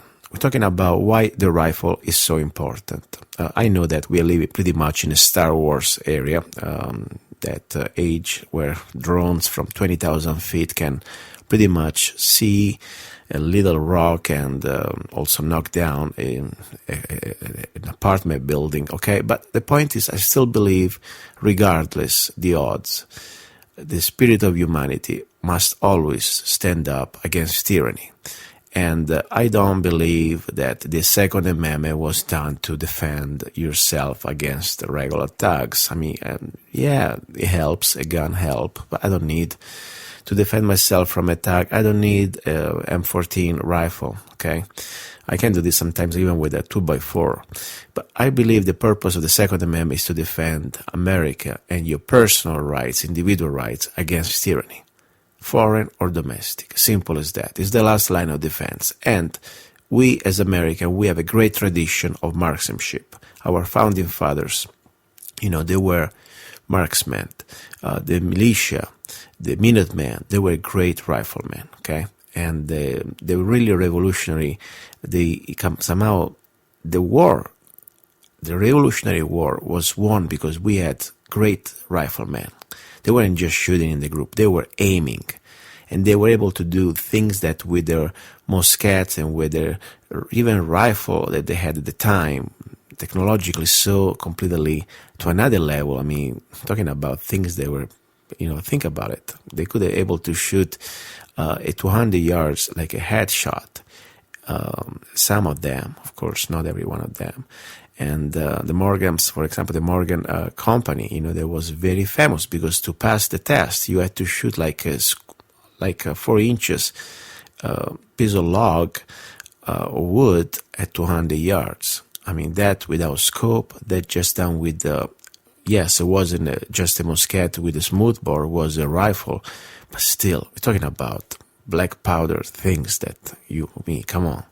So today I would like to share with you the first thing I learned when I was trying to qualify myself as a rifleman, and I started to do different type of activities. I really treasure a lot the experience I had, the learning experience I had with the Appleseed project. And of course I did qualify as a rifleman a few times, and also I attend regularly classes at Frontside. But what I like about Appleseed, they really teach with you marksmanship in a very simple but accurate way. And they have 2 days classes, clinics, and they're incredible. I really believe they're incredible plan. So today I would like to share with you something that probably many of us sometimes at the beginning do not really know. And there is nothing wrong to be ignorant. As I said, we are all ignorant, or we were all ignorant sometime, okay? So we are here to help each other. And the important thing that we have an open mind to learn. So first of all, something I would like to really share, it is something that is called natural point of aim. The natural point of aim is something that makes a difference between a rifleman and just somebody shooting a rifle. Why? Because, the point is, you don't want to use muscles. You don't want to muscle your rifle. You want to use your natural point of aim of your body, of your structure, of your angle towards the target. Because in this way you can be consistent. Because if you use your muscle when you shoot, you're going to tremble. Muscles get tired. Instead, you must use your natural point of aim. Let me explain a little bit better. Natural point of aim is also called MPOA, is a concept that must be understood if you really want to qualify for rifleman. I tell you, when I understood that concept, I was able to completely pass the 210 score and get into that rifleman qualification test. So, first of all, we need to find out, okay? To keep it simple, the natural point of aim is the place where you and your rifle point naturally. Naturally, what means? It means without muscle and with a relaxed body. So, simple as that, okay? Simple as that. You are become almost like a cannon carriage. The body become a cannon carriage, and the rifle is the cannon. Simple as that. So, we start always to, first of all, you can also have natural point of aim also from standing, of course, and sitting. But let's say we always start to zero our rifle from prone. No benches, as I said. Okay, let's find out this natural point of aim. First of all, we sling up. We didn't go through this concept yet. I will address it next time. The sling is a very important part of your marksmanship. They are not just used to carry the rifle, they're used to stabilize the rifle. But we'll talk about that next time, the different type of sling position. Now, first of all, you get into position, you go into prone position, and we will talk also about that, the basic prone. But today I want to focus on the natural point of aim. So first of all, you go prone, and you close your eyes. Then what you want to do, point number 2, you relax your muscles. You breathe in, breathe out, and then you open your eyes, and at that point you see exactly where your rifle is pointing. If you see that you are, for example, dead on after you do this routine, it means your natural point of aim is there. That means your muscles, they are not in use, your bones, your structure, your position is perfect. You keep shooting and your body is acting like a carriage for a cannon. That's perfect. But if you see that instead, when you open your eyes and you're completely off, even a few inches, that, translated at 200 yards or 100 yards is going to become a lot. You're muscling that rifle. So it's really important that you start to reassess, you start to move your body, okay? So you can move it and you can, at that point, find the natural point of aim. So this is a very important concept. I want you to try it. By the way, you don't need to go to the range to do this exercise. I would suggest even if you get a plastic rifle or at least a dumb rifle, something without, just a stock with all you want to have, of course, a front sight, you can try this at home. It's a very great exercise. And by the way, going prone is really important because also is really important for stretching your muscles. Prone is one of the most comfortable positions when you are able to do it naturally. If you never go prone, you will see how much discomfort you have. So now let's go a little bit, since we're talking about marksmanship today, still talking about the rifle. Let's talk about the 3 different basic positions for riflemen. As I said, first of all, we do not believe in benches. The bench is a concept that I don't even like to zero my rifle with a bench. Because the point is, if I zero my rifle with a bench, then when normally I shoot from sitting, standing, or prone, especially from prone, maybe it's going to be different. So let's use always our body, okay? So let's start with the prone. The prone is the most stable position.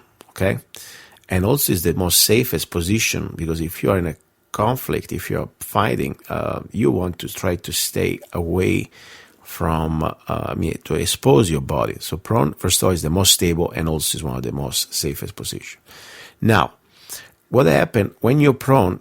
Your body, as the most part of your body, is in contact with the ground, and there must be no muscles involved to support the rifle. You're using your natural point of aim, okay? Now, it's hard to describe exactly how you go down and how you do that, but importantly, you understand that you must have points of contact, okay? And the first point you want to have, of course, is your elbow, okay? Your elbow is a elbow that supports the rifle, okay? And then you have the elbow, of course, that fire the rifle, the hands of firing hand, okay? Now, the elbow that supports the rifle must be perpendicular just under the rifle, okay? That's very important, okay? Then, at the same time, you want to have, very important, you don't want to face the target or dead on, straight on. You want to be almost like 35 degree in angle, okay? Now, very important also your feet, okay? You must put, first of all, your support side leg, okay, the leg of your support side, that means the leg that is not with the firing hand. In case, let's say we are shooting with the regular right, if your right hand, it's your trigger hand, your left leg is just called the support leg, side leg. You must have it in line with the spine, okay? And then you want the trigger side leg, the one that's pretty much on the same side of your hand where you squeeze the trigger. You want to bend at your knee must be bent. It's very important for the recoil. Then the trigger side elbow, you want to plant it firmly into the ground, okay? As I said before, the support elbow under the rifle. The support hand that hold the rifle, okay, want to relaxed. You don't want to tremble holding this rifle like with strength, just as a support. Think about like a taco. Open your palm, relax it there. Then, of course, we have the sling is behind the support wrist. We will address the sling in just another episode. I want to go through the 3 different sling positions. They are very important. The sling, of course, must be snug, okay? At this point, you have your basic prone position. Now, at this prone position, I always suggest you to zero your rifle, okay? And we will address also that. But today I want to go through the different positions. I'm not going to get distracted on other things, on other tangents. So the second thing is very important on always talking about this prone position is the rest of your body. How you're going to pretty much keep your hands and, for example, the fire in the hand. That's another very important thing.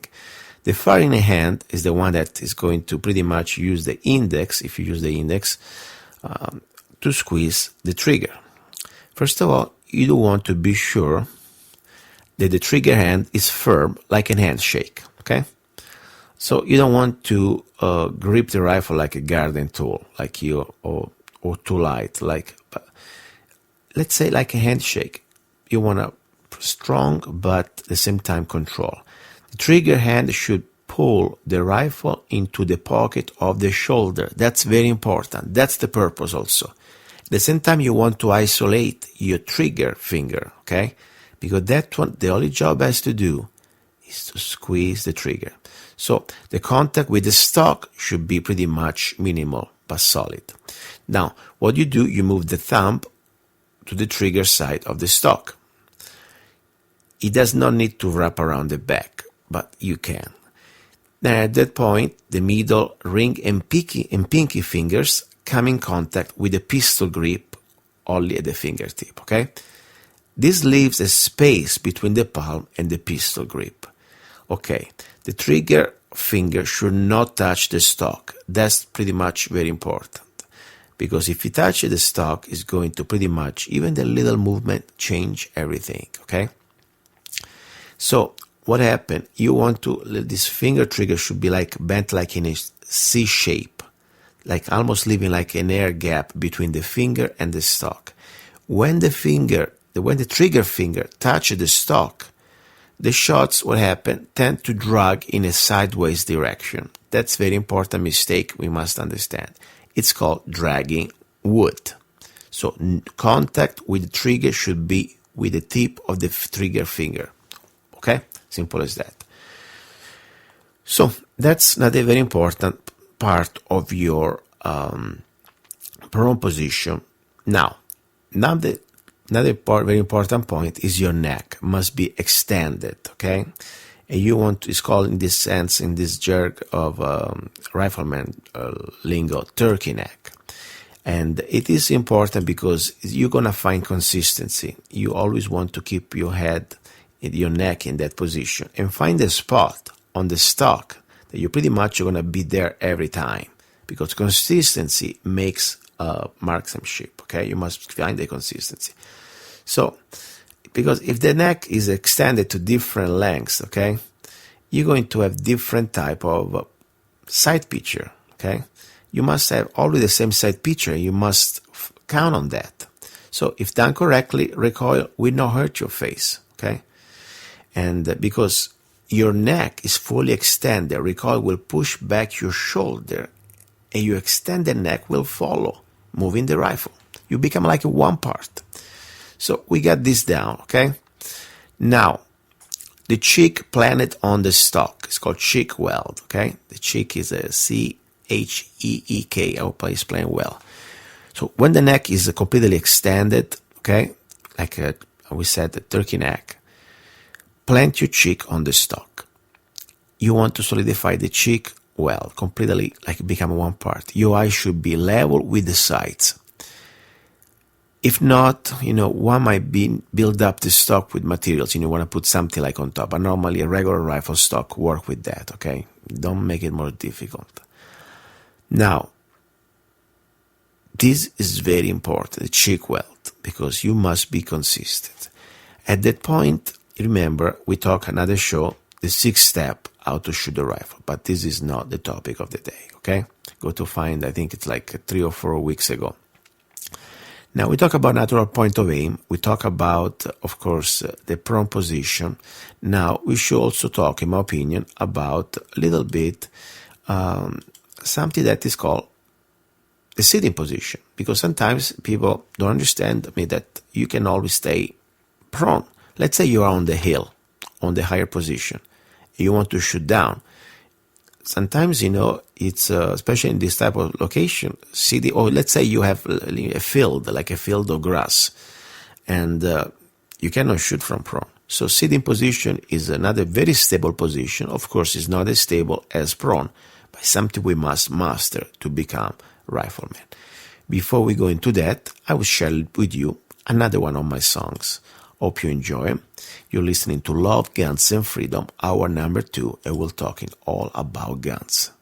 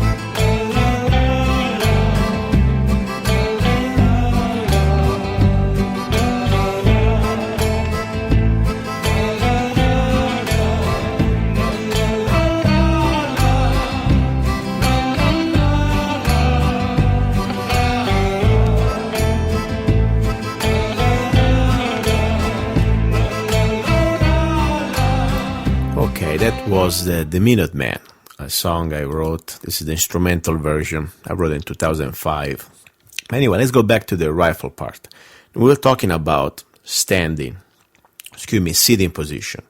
Now, pretty much the same concept that we were talking as a prone position. We have the same type of concept. First of all, your elbow is under the rifle. That's very simple, okay? You have the support hand is relaxed, the hand that supports the rifle. It's open and relaxed, okay? Your sling, we're going to put it behind the support wrist, and we will show you next time how to use the sling, okay? Also, I will put some photos because I'm thinking I'm trying to explain with words, but normally visualizing it is much easier. So I will put some post some photos on my website, lovegunsfreedom.com. If you go to today's show, is the show for the 21st of September. You will see the photos. Anyway, so the sling, you want to have a snug, okay? Then, very important, you want to have your neck extended. It's called the turkey neck, okay? The cheek planted on the stock, the cheek weld. Then you want to have this firm handshake grip, okay? You want to hold your rifle as pretty much like a firm handshake, but not too like a garden tool, not too hard. Then, very important, you trigger finger air gap. That means you don't want to drag wood. You don't want to touch the stock with your firing trigger. Now, let's talk a little bit how to go down with this pretty much sitting position, okay? You want to put yourself, the shooter must be about 30 degrees, okay? Angle 30 degrees to the trigger side of the target, okay? Legs are crossed. The elbows the elbows, both elbows, sit in front and in firm contact with the knees. But be careful. You don't want never to put bones against bones. Let's say you put your elbow, that is a bone, you don't want it to put on your knees, because that would be not a good part. You want to put on your mid part of your legs, okay? So that's very important. And that's pretty much the point. You must find also here this your natural point of aim, okay? Remember, you need to start to try it out, to figure it out, also how to change it. Now, your elbows are in front of your knees, okay? This is also because to absorb the recoil. If your elbows are on top of your knees, each shot will knock your elbows off, forcing you that you must reacquire your natural point of aim. So, but instead, if your position is built correctly, you can find your natural point of aim on target every time. So that's very important. So I really believe that you should take a look at, try it out at home. Get, for example, 1 square inch on a piece of paper, white piece of paper, get 1 square inch marker and mark it down and put that like at 10 yards. Okay, it doesn't matter. And you find this place where you can sit and try, of course, no ammunition in the room, and be sure that you don't have any ammunition on you, and try dry practice this exercise to go prone and sitting, finding your natural point of aim. Remember also, when you do this dry practice exercise at home, first of all, no ammunition, I say again, in the room and on you, and always put your target in a place where there is a wall that could stop a mistake, could stop an intentional discharge. So never put, for example, this target in front of a wall where next door there is, for example, your family member or something else, or even just if you live in an apartment building. Think about it. A rifle cartridge ammunition could go through several walls. So, for example, if you have a safe or if you have a cinder block, something would stop the round of the rifle that you're dry practicing, okay? Soon, the next hour is going to be hour number 3. We will talk about love and recipes. You're listening to Love, Guns, and Freedom with luca-zanna. Have you ever met someone on an online dating site and thought, wow, this guy is perfect for me, or she is simply amazing, only to find out they were hiding a deep, dark secret? They plan to vote for Hillary. FreedomLovers.us was created for singles who want to exchange ideas and a love for freedom. People who are looking for solutions to create and defend freedom in the real world, and at the same time, getting that once-in-a-lifetime chance to find their true soulmate. Whether you are interested in meeting your soulmate, making new friends, networking, or hanging out with that like-minded liberty lover, visit FreedomLovers.us. It's the first free dating site and community. So patriots, don't waste your time with other dating sites. FreedomLovers.us is the place where like-minded singles really click. Hi everybody, this is luca-zanna. You're listening to Love, Guns, and Freedom on KTOX 1340 AM and also on Guerilla Media Network. Now, this is the best hour of the show for me. We've been talking so far about very, very serious topics that, don't get me wrong, they're very important, but also we need to relax a little bit. Otherwise, we're going to get crazy here, simple as that. So hour number 3, it is not about the New World Order, it is not about martial law, it is not about these politics and these corrupted politicians. It is about love, it is about meeting each other, sharing beautiful things from life, like food, for example, and also new friends. Today I have a lady that I've been in contact with her the last probably at least 2 months. She's a great lady, and I met her on Facebook, like many other friends that I'm meeting. It's a great experience, and I like it because today not only is going to be the Freedom Lover single of the week, but also I would like to share a different type of aspect of food. I've always been sharing Italian cuisine, that's my background. Today I would like to share a little bit of food from the southern of the border, from Mexico. And I like to cook. I like also the Mexican cuisine. The only problem that, I don't like to go to restaurants. As you know, I'm kind of picky. So I like to do things home. So this is a great way for me to learn today. Grace, are you there? I'm here. Nice to meet you, first of all. Yes, likewise. And please tell us a little bit, where are you from exactly? Where are you calling from? Well, I'm calling from the desert, Imperial Valley. Okay. I'm from San Pedro, California. Okay. Born there and raised actually in parts of California and down south of Baja California. I would say originally lived in 12 years in San Pedro, and from there moved down to this island down in Baja called Isla de Cedros. Okay. And from there, pretty much jumped in the peninsula, many small towns, and ended up living in Ensenada, the last area where all my family's from. Okay. And you sound, by the way, differently from me, that I still have an accent. You sound like pretty much accent-free, at least. I guess that's what I've been, people have been telling me that. I don't know if I should have an accent or not. Maybe I sometimes do throw in accents just for the fun of it, but I guess my announcing things are... Well, that's good. I mean, did you go to school in America or in Mexico? Where did you go both. to school? Both. Okay. Yes, both. And the education system is completely different from down in Mexico. What's compared here. You learn a lot down there, actually. More subjects on things that I'm interested in. But here, it seems like the schools are just they lack more of the credentials that we're looking for.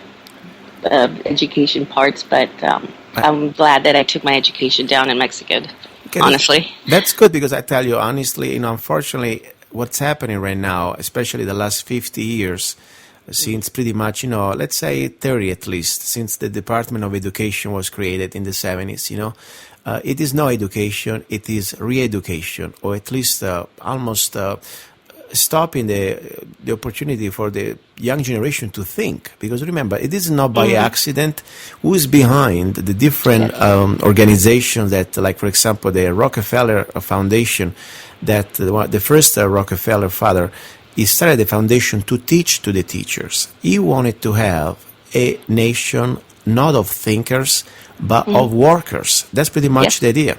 Agree. And now Common Core, this is created by a group of the biggest corporations behind, because they don't want to have smart, free-thinking individuals. They want to have good slaves ready to work. And no, it's true. Unfortunately, that's the thing. And and that's the sad thing. Of course, I would like to talk now about love. You see, the temptation to go back into this topic is pretty much there. But it's good. At least we know that you have another perspective. You come from a different background, and you're pretty much between both. Right. So now you live in California. That's where you live? Yes. Perfect. I live here in California. So you live in California, and you're here today. I introduce you as the freedom-loving single of the week. Nice. Perfect. Now, let's talk a little bit, first of all, about you, okay? Something that would be interesting for another freedom-loving person that would like to know about you. First of all, are you into men or women? Because believe it or not, men. Okay, that's a good question, because sometimes never take it for granted. Okay. Okay. I had a lady a few weeks ago that she was in both, so I wanted to be sure I got it right. That's fine. That's your business. I don't care. But okay, you are into men. That's good. It's a traditional, classic type of relationship. Now, what is the first thing would you like to find? Something that would attract you. Even just from the exterior part. What is your ideal man? Let's go into the very superficial, basic things. Basic instincts. What is the type of man would you like? Oh, wow, that's the hard part. Come on, you like blonde? Qualities of someone that would be on someone. You could tell, unless I could see, that would appeal to me. It varies, I guess. Good. Because the qualities, since I'm a spontaneous person.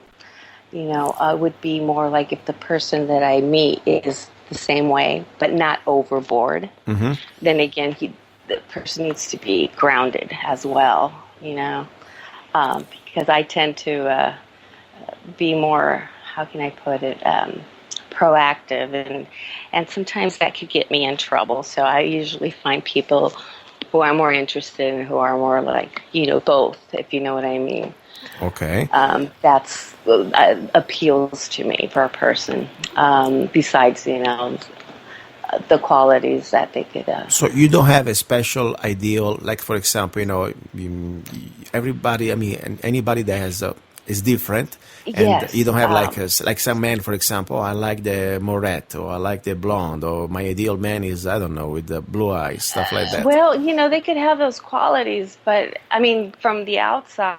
But what really appeals to me is the person's way of thinking things. Oh, no, we will get there. Don't get me Right. wrong. Okay. So you're talking about Okay. Wow. I'm starting from the can basic. Vary. Yeah. I really don't. I don't have a preference, to tell the truth. Okay. I mean, as long as he's taller than me. Okay, so you like tall guys. Okay. I like tall guys. How tall are you? I'm 5'4". Okay. I could say a tall of the petites. Okay. The one that takes care of himself, basically, and has a pool of confidence. Very good. But that looks, let's say, on that.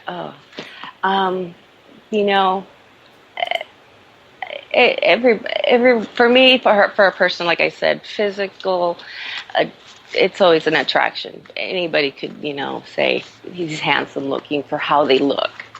So it's the variation. I don't have an exact preference, to tell you the truth. Very good. Okay, that's good. You can leave it open. Everything's different. Everybody's different. You don't have any specific. Now let's talk about the biggest turn off. What is the thing that even when you find somebody that from the outside may look interesting or appealing, and then when you say, "Oh my gosh, why did he say that?" It's such a turn off. Wow, that's a good one. The basic of the honesty, of course. One could be honest, and sometimes just to cover up for their flaws. But who's perfect, right? That's another thing. Well, let me see. One that just constantly lies and knows it. So you don't like liars? Liars not good, right? Yeah, one that covers up their lies and needs to lie again just to cover up that lie. Mm-hmm. The constant liar, that's the biggest turnoff. It's really annoying. Pathological liar.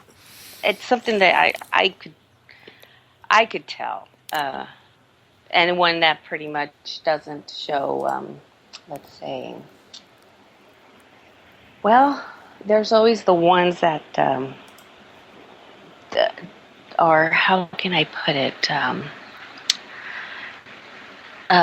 make it difficult. Like if I like people who, or someone who would tell me if there's something wrong, to tell me straight out.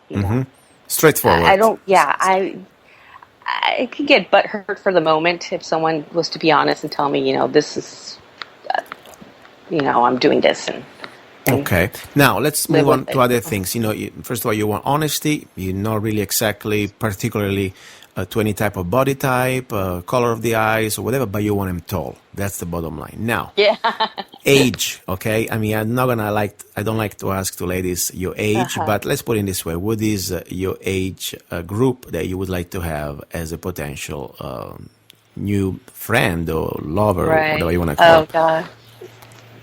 Yeah, that could vary as well. I mean, no one younger than me. I'm honestly. No, I need to ask you a question. No one younger than you. That means, what is the age would you like? Yeah, I know. I'm 42. Okay. But I've met a few gentlemen that they are, in their mid 30s or early 30s, and still, if they show their if they're responsible for their own actions, and what age could matter would be. Yeah, you don't want kids, but at this point, I don't want to change their diapers. No. Exactly.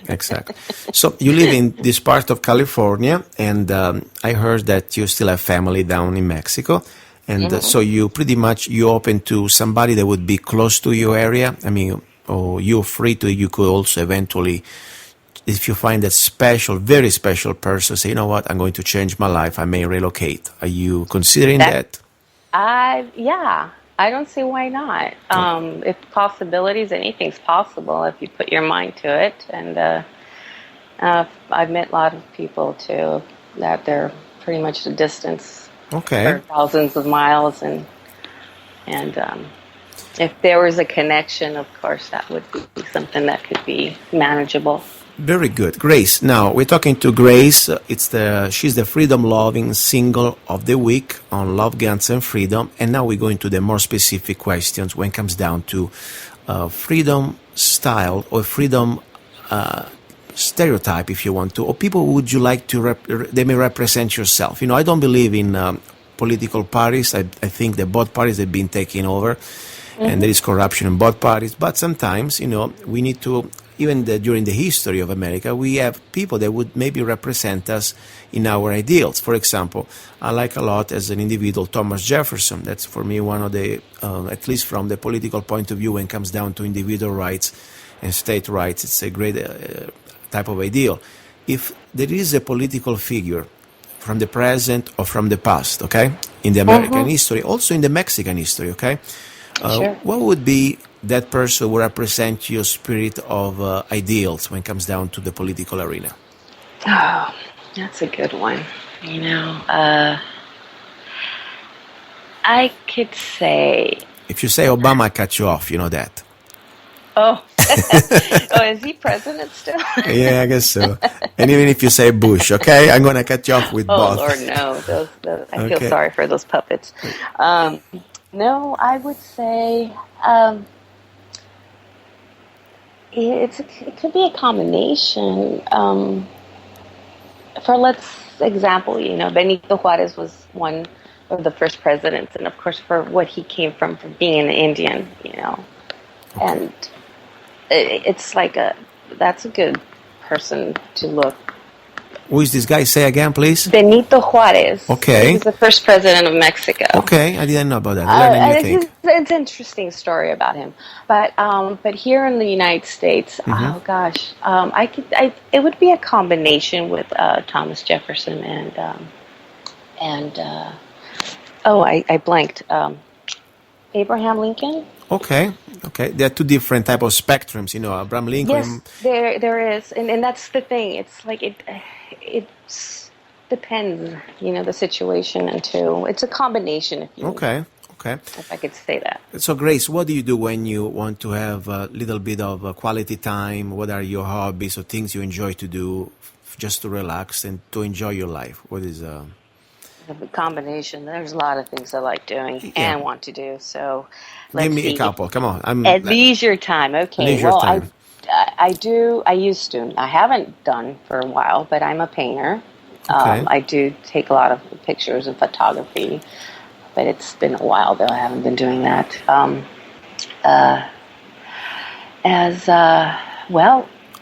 There was a period of time that this is seasonal, which is coming up to camping. I love to go.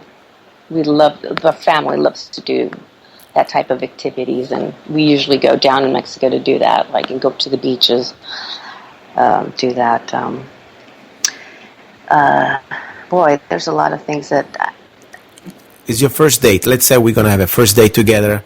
We want to go out. What is your favorite place to have a meeting that for the first time? Well, that's the thing. If a first date, I would like to get to know the person, so it would be somewhere that wouldn't cause a lot of distraction. So it would probably be in a coffee house, somewhere that I could pay attention, because that's another thing. I have ADD, so my brain tends to wander a lot. Okay, so you have a little bit of ADD. And if the first date goes right, where we can get in the second time? Right, the second time would be something like a casual dinner. That would be great as well. I mean, it could be done in the first date too. But but the fun part would be, if it's a second date, of course, if that's the interest of the person, then you want to get to know them more. I would probably go in a restaurant where we could eat, somewhere where we'll get our hands dirty. So you can see how filthy that person is, because, that would be a great way to find out how much of a pig I am when I eat, okay? Well, not as a pig, but let's see how confident you are, instead of I need to, make sure I'm not wearing a white shirt, because I will get food on my shirt. I see. It's just a fun way. You know what? This is one thing I should mention of the person's quality that has to be very open, as humorous.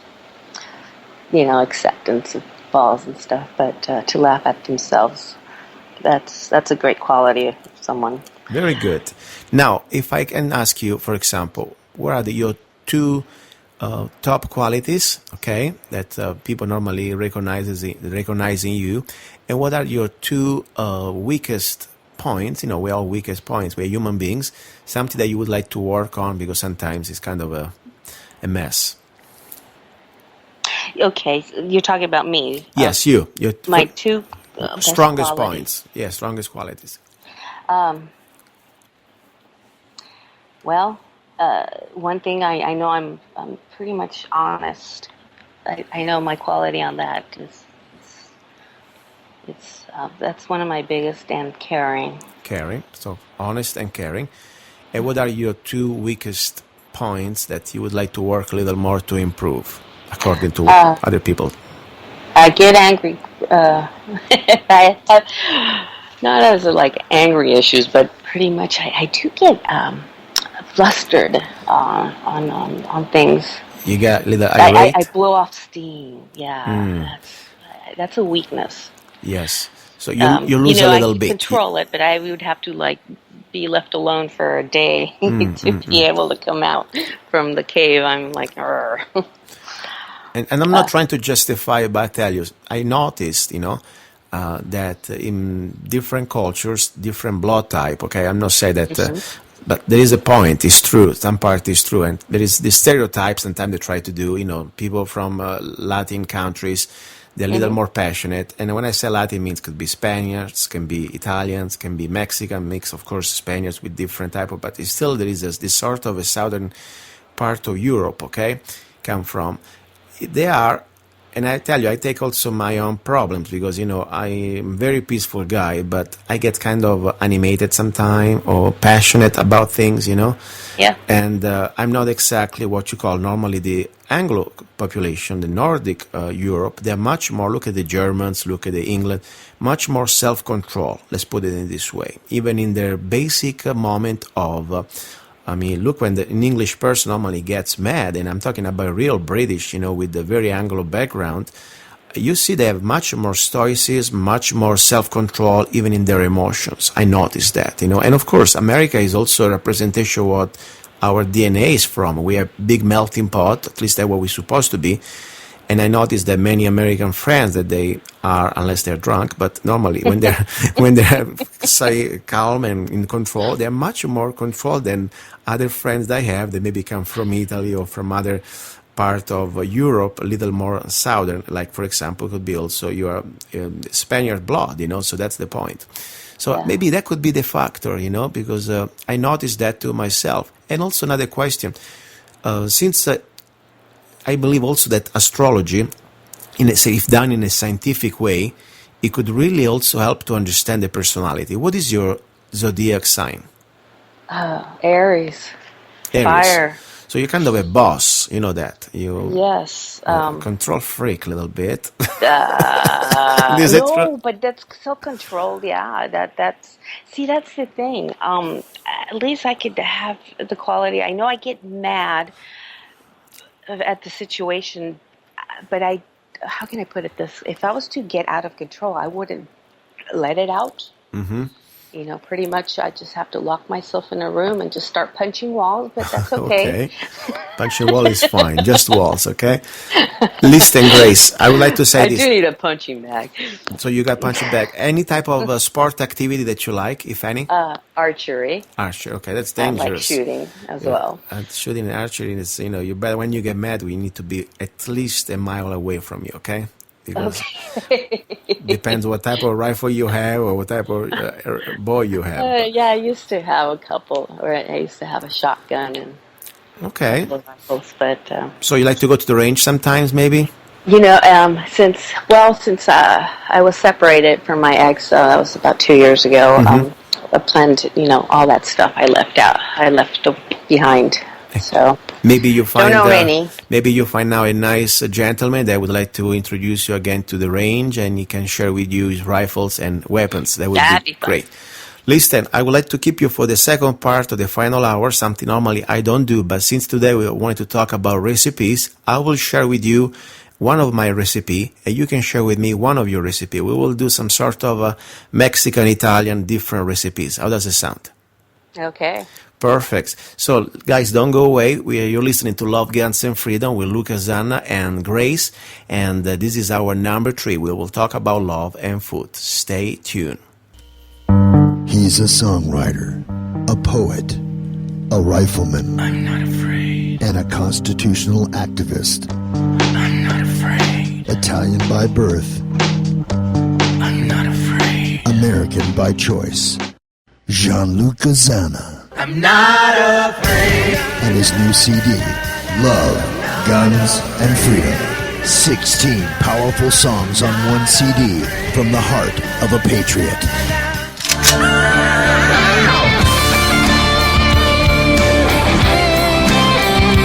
For download or to order the CD, go to www.lovegunsfreedom.com.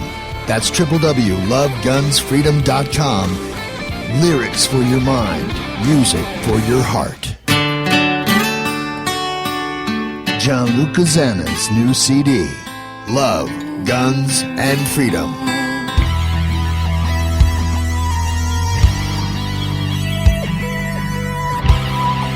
You're listening to Love, Guns, and Freedom with Gianluca Zanna on Guerilla Media Network.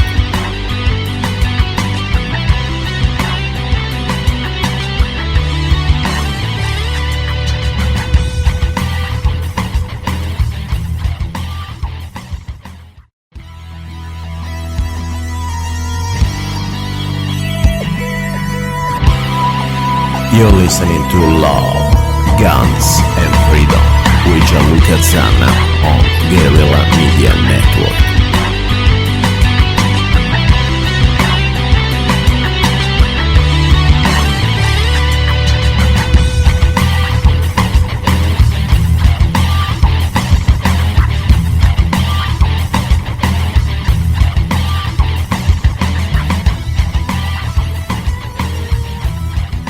Here we go, we are back. This is the final part of Love, Guns, and Freedom. And now we talk about food. Today I have a special friend here with me. It's the Freedom Loving Single of the Week. Her name is Grace. It's a great lady from Southern California.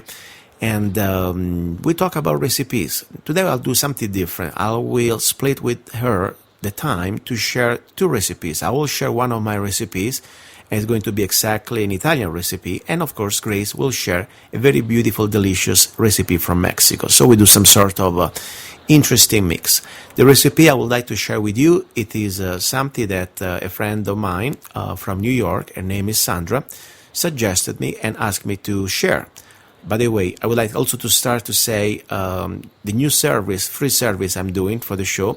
It's called Shout Out, or Shout Out, I guess, not Shoot Out. Shout Out, that means you shout, you give me a message, and I'll say hi for you, and I'll read your message. For today, I'll say, hi, Sandra, thank you very much for listening to the show. I appreciate your feedback and your support.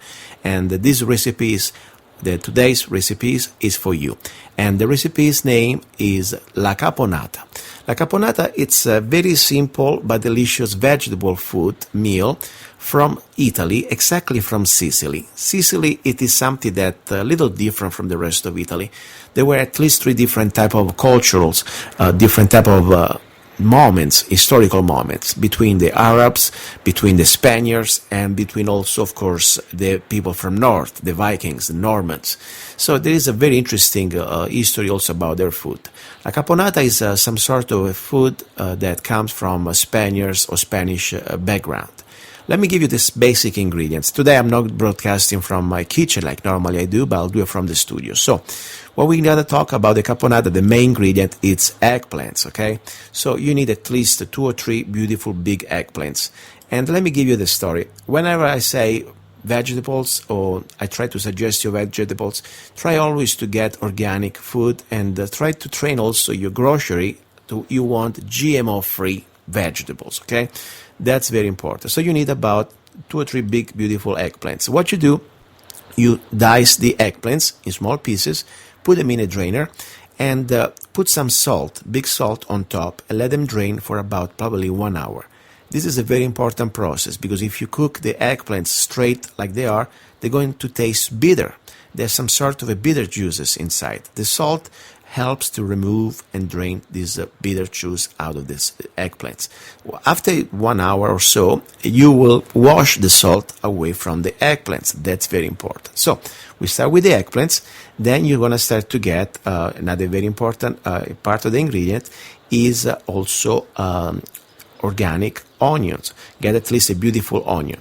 Then I would like to start to suggest you to get at least, let's say, 1 cup of olives, okay? And you can get, let's say, green olives, peeled, okay? Then you get about probably 6 ounces of salted capers, rinsed without the water. And then you want at least about 2 beautiful ribs of celery. And finalize, you need about almost 1 pound of tomatoes, okay? Little bit of 1/3 of a cup of vinegar and 2 tablespoons of sugar. This is important because it's going to be the combination to create also this agrodolce. Now, let's start with the basic. First of all, you're going to get cooking these eggplants. I get a little bit of garlic and some extra virgin olive oil, and I will fry these eggplants. You want to fry the eggplants in batches. You don't want to get a big pan full of eggplants because otherwise the oil is not going to be hot enough and you're going to start to have very smushy, too much impregnated of oil eggplants. You want them always fry and the oil must stop outside, like almost create a crust outside. So you start to cook these eggplants in this way. Meanwhile, you need to prepare the sauce for the caponata. So what you do, you get the onions, you saute the onions, and when they start to get almost transparent or gold, as I say, you're going to start to put, first of all, we were talking about the olives and the capers, okay? And also the celery ribs. You create like some sort of almost like a sauce. And after a few minutes, all this is pretty much mixed together. You keep it at low temperature. You're going to pour the tomato. The tomato, you want to be sure that it is not overcooked. You want pretty much reduce the sides and reduce the water in the tomato. Now, at the end of when you have pretty much almost everything ready to go, don't forget also to put a little bit of pine nuts, okay? Normally I would say 2 or 3 teaspoons of pine nuts into this sauce. You must salt a little bit. Your sauce depends how much salt you want. Now remember, you have on the other side, you have 2 pans. One with the tomato sauce, with the onion, the pine nuts, the olive, the capers. That's your sauce. And the other one, you have a pan with your eggplants, okay? And these eggplants, they are cooking, they are frying. What you do, you add the little bit of vinegar and a little bit of sugar into the eggplants while they're cooking. You want to be sure that this contrast of vinegar and sugar. Now, use, please, if you can, good vinegar. Don't use the cheap white vinegar. Try to get something good quality, organic if it's possible. And also use good cane sugar if you can. Get organic sugar. It is just a little bit to create this contrast of agrodolce, okay? Remember, you don't want to leave the vinegar. You want just to make it evaporate, okay? That's simple as that. So when you have then your eggplants, they are done, you pour them into the same pan with the tomatoes. Let them melt together, let them blend together, and you have a beautiful caponata. Grace, are you still there? I'm here. And I did have a question on your eggplants. Yes. You said when you cut them up and you put the sprinkle of salt on top? Yes. And then you put them in the oven? No, in the pan. No, you let it sit. Yes, you'd get a drainer, okay? And you want to cut these eggplants in dices, okay? And then you sprinkle them on top with sea salt. And the reason why the sea salt, it's like almost a physical reaction, it started to remove the water from inside the eggplants. The eggplants, by nature, has some sort of a bitter juices inside the eggplant if you don't treat it like that. So, in this way, after 1 hour, you will see the eggplant is dripping. It's dripping these bitter juices from the eggplant. So, it really helps to make the eggplant taste very much more sweeter. And then you want to wash the salt. So, you just use a couple of tablespoons of salt on these eggplants and they stay in this drainer. and then at that point you wash them out, and you're going to have much more, no matter what you do with your eggplants, they're going to taste much better. Okay. Any other question? Something wasn't clear. No, that was the part there. That Good. And remember, use the 2 pans. We use 2 basic pans, and one we cook the eggplants. We want to fry them, at least with the with the oil and a little bit of garlic that you want to put. But the point is, you put them in this sort of a pan, and you blend them with a little bit of sugar and a little bit of vinegar, and you want to be sure that the sugar and the vinegar get this sort of agrodolce. And the other side, you have the sauce that you're creating. You have the tomatoes, and you have the onions, and you have, of course, the celeries, and you have the pine nuts, and the olives, and the capers. It's pretty much like a special sauce that you're creating. And at the end, you mix them together. Now, it is your turn. Tell me, or tell us, one simple recipe that even somebody like me that I never really been cooking Mexican cuisine, something I could do home with fun. Well, it's something simple. Let's see. Since where I come from, it's very popular to eat fish tacos. Fish tacos, sounds good. And then, of course, what we use down there, the actual fish is actually baby sharks. They're called angelitos. I don't know if you could find this here in the States. Actually, I'm not sure, but you could use other types of fish as well. And what it's done is when you cut them, you do them like strips. Okay. You know, like the chicken strips, but only on the fish. And there's a batter that we use. There's the, we usually make our own batter here with the flour and mix it with beer. But on the flour we put garlic, salt, and other spices. And since I love using spices, I pretty much throw in like basil, rosemary, oregano, and sometimes chili pepper just to give it a little kick. Okay. And you soak the fish on this batter, and then you fry them. And after you fry them, you put them on a plate with a napkin so it can soak out the oil out. And so let's recap 1 second. I get the fish that would be the closest thing to what you're talking about. So let's say white fish, also like halibut would be okay. Yes, okay, that would be a good one too. So halibut, I put it like in strips, okay. Then you need, of course, to do the butter that you want to fry this fish. And how do you do this butter? You got like a special, what are the ingredients for the butter you use? The one that I use sometimes, I make my own, and since I use a lot of the spices, I put, and I'm thinking there's another product out there, but I just can't think of it right now. What the name is it? The basic batter, how would you do it?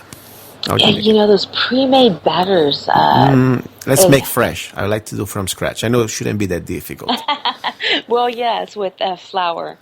Okay. And flour, I add in the basil, the dried basil, the oregano.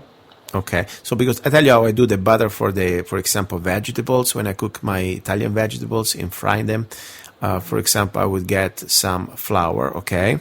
And you can mix it up, of course, also with, depends on what you're doing, with the milk, with the eggs, and also with beer, for example, and make some sort of almost like called pastella. It's like almost like a cream, okay?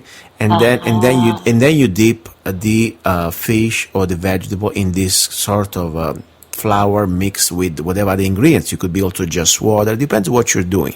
Right. We use beer. Beer. So you do flour and beer, I guess. Beer. Very good. So you make it in a way you mix it up and in a bowl, and becomes almost like fluid, but not too fluid, almost like some sort of a cream, okay?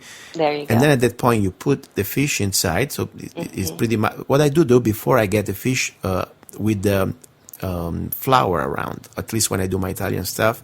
That means I dip the fish or the vegetable into flour, white flour, so when it gets better attached to the pastella, to this butter that we were talking about, okay? So, and then I dip into this sauce, or whatever you want to call it, and then I put it into the frying pan with a very hot temperature, because I don't want to put too many pieces of fish in the same pan. Otherwise, like with the eggplants, they would lose the temperature, and the temperature drops. It's not going to fry and it's going to create a crust outside, but it's going to almost penetrate and make it floppy. You know what I mean? So Right. that's the idea. And at that point, you have a beautiful fish, fried fish as a taco. And how do you finish to dress it up? Tell us. Well, the dressing up, could be simple as the salsa, the pico de gallo, which is onion, cilantro, and tomatoes. Okay. Chopped up. And instead, we use cabbage to put on the topping. And then, of course, there's a bunch of salsas out there. A lot of people, it depends your taste buds if you like it spicy or not. You could add some jalapenos. There's this other one that I really love is chopped up onions and habanero. Okay. And that's because I love my food spicy. You like spicy food? I love spicy food. Very good. And question, for example, I know there are the tacos and there are tortillas, there are different things. But one thing I'm very disappointed when I go in the average shop out there and I want to buy tortillas. I like tortillas, for example. It's the only place I found real simple organic tortillas with just flour and water and salt, and you don't need to have a degree in some sort of pharmaceutical, master degree. For example, you buy most of these tortillas or tacos in the average brands, they're all full of chemical and preservatives. It's so hard. That's the thing, the tortillas, oh my gosh. Luckily, because I live close to the border, the tortillas here, there's a lot of variety. And yes, I go for the organic one. Even corn is questionable. It's GMO most of the time. Yes. Exactly. So I'll buy the maize. Yes, I don't make them too round, but I make my tortillas, if it comes to that point where I can't find the tortillas that I really like, that they're organic, GMO free. But that's the hard part. If you live close to San Diego or Los Angeles, there one place normally I can buy tortillas, and they're good quality and good prices, is the Trader Joe's. Are you familiar with that? Yeah, Trader Joe's. Well, here it's an hour away. So. Okay, closer than what I live. It's 3 hours those from me. places would carry some organic tortillas. Yeah, and the bottom line is something that you should be able to read and make sense. I mean, it's supposed to be water, flour, and maybe some sort of a fat. I don't know, whatever they use, oil or whatever they want to use. They just use this the other stuff, but it shouldn't have like 15 different types of chemicals that you cannot pronounce. Exactly. Have that. That's Which the is, point. It's sad. It's happened. So today recipes that we share with Grace was how would you like to call it? Like the fish tacos. Yeah, just simple fish tacos. Fish tacos. So boyfriends out there, freedom loving singles, if you get lucky enough to have a date with Grace, you may also pretty much be the lucky person to enjoy a great fish taco, correct? Correct. Or maybe some ceviche. I mean, if you pass the stages, of course, a couple of public meetings and dates, and maybe if you get that lucky to get close to her kitchen. But that's another story. Now, Grace, I'm so happy finally we had a chance to talk to each other in person and to share your life and to share your ideals and to share also your dreams. Now, I would like just to say a prayer for you. I hope for you that you're going to find a special person, and that would make me very happy. And I would like to give you the floor for the last probably, 2 minutes before I'm going to dedicate a song to you and to other people that they're listening to the show. Just say whatever you want. If the special person is listening to you, go ahead and share your message. Oh, my message. Oh, you totally got me off guard. Well, I know it should be coming out from the heart, but of course it's... I can play some violin meanwhile if you want to. Go ahead, come on. Well, how about we just listen to the violin, because words cannot top my feelings. Okay, so I say at this point, it was nice to have you. Please beep if you have some great catch that they're going to contact you or something maybe very special happens. Please let us know. Okay. Oh, okay. And a question: are you ready on? I have launched a new website. It's a free service. It's called freedomlovers.us. Did you have a chance to go there? No, I haven't actually. No. You should go there. It's I started a couple of months ago. It's called freedomlovers.us. It's the first freedom-oriented dating site. Okay, there are singles or even people that are just looking for friends. You don't need to just to go there to date. Maybe you want just to find a good friend, somebody with the same interest that you can have friendship. That's how it should start, I believe. So if you like, for example, if you are an Obamanoid or if you are a Bushoid, I wouldn't suggest you to go there because we like people with individuals, free thinking, okay?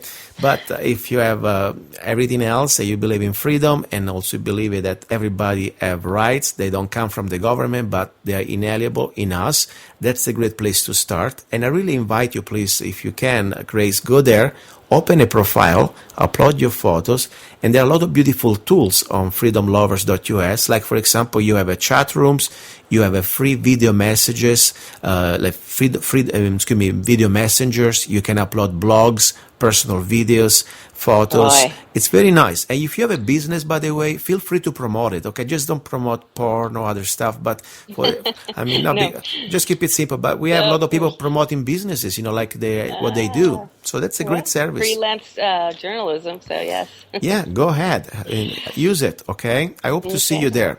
Now I'm going to dedicate a surprise song that I wrote a little bit long time ago, and this song is in Italian. Since we're having a little bit of a multicultural show today, but I will also post the translation in English on my site, Love, Guns, Freedom. It's a love song I wrote a long, long time ago when I was in my 20s. I was working as a windsurf instructor in Sardinia Island, Italy. So it's called Chiara. Hope you enjoy and stay tuned. And thank you very much, Grace. Thank you. Bye-bye.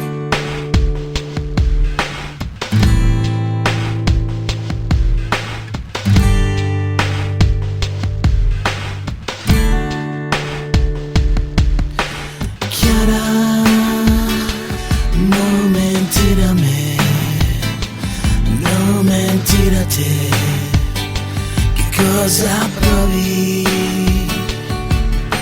Chiara, non aver paura del dolore che può dare l'amore.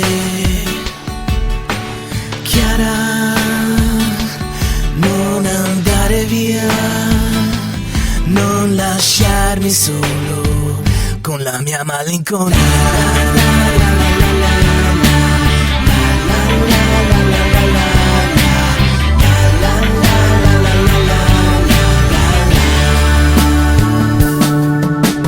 Forse il destino ci ha fatto incontrare per ricominciare ad amare.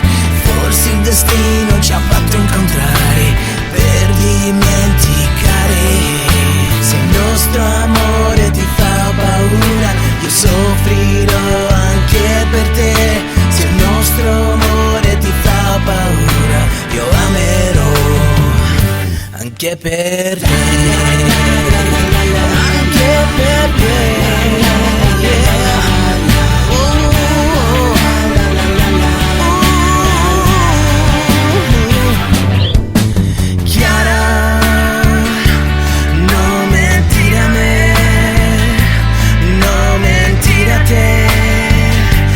Cosa provi?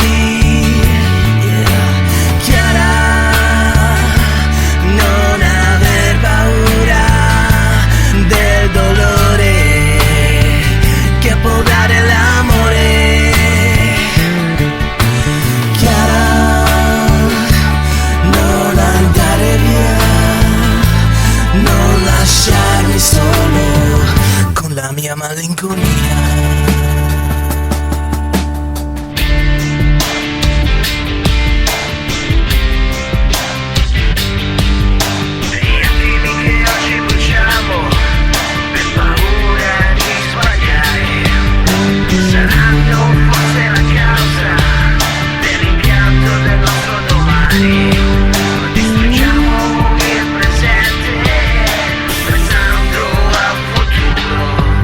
Chiara, intruder.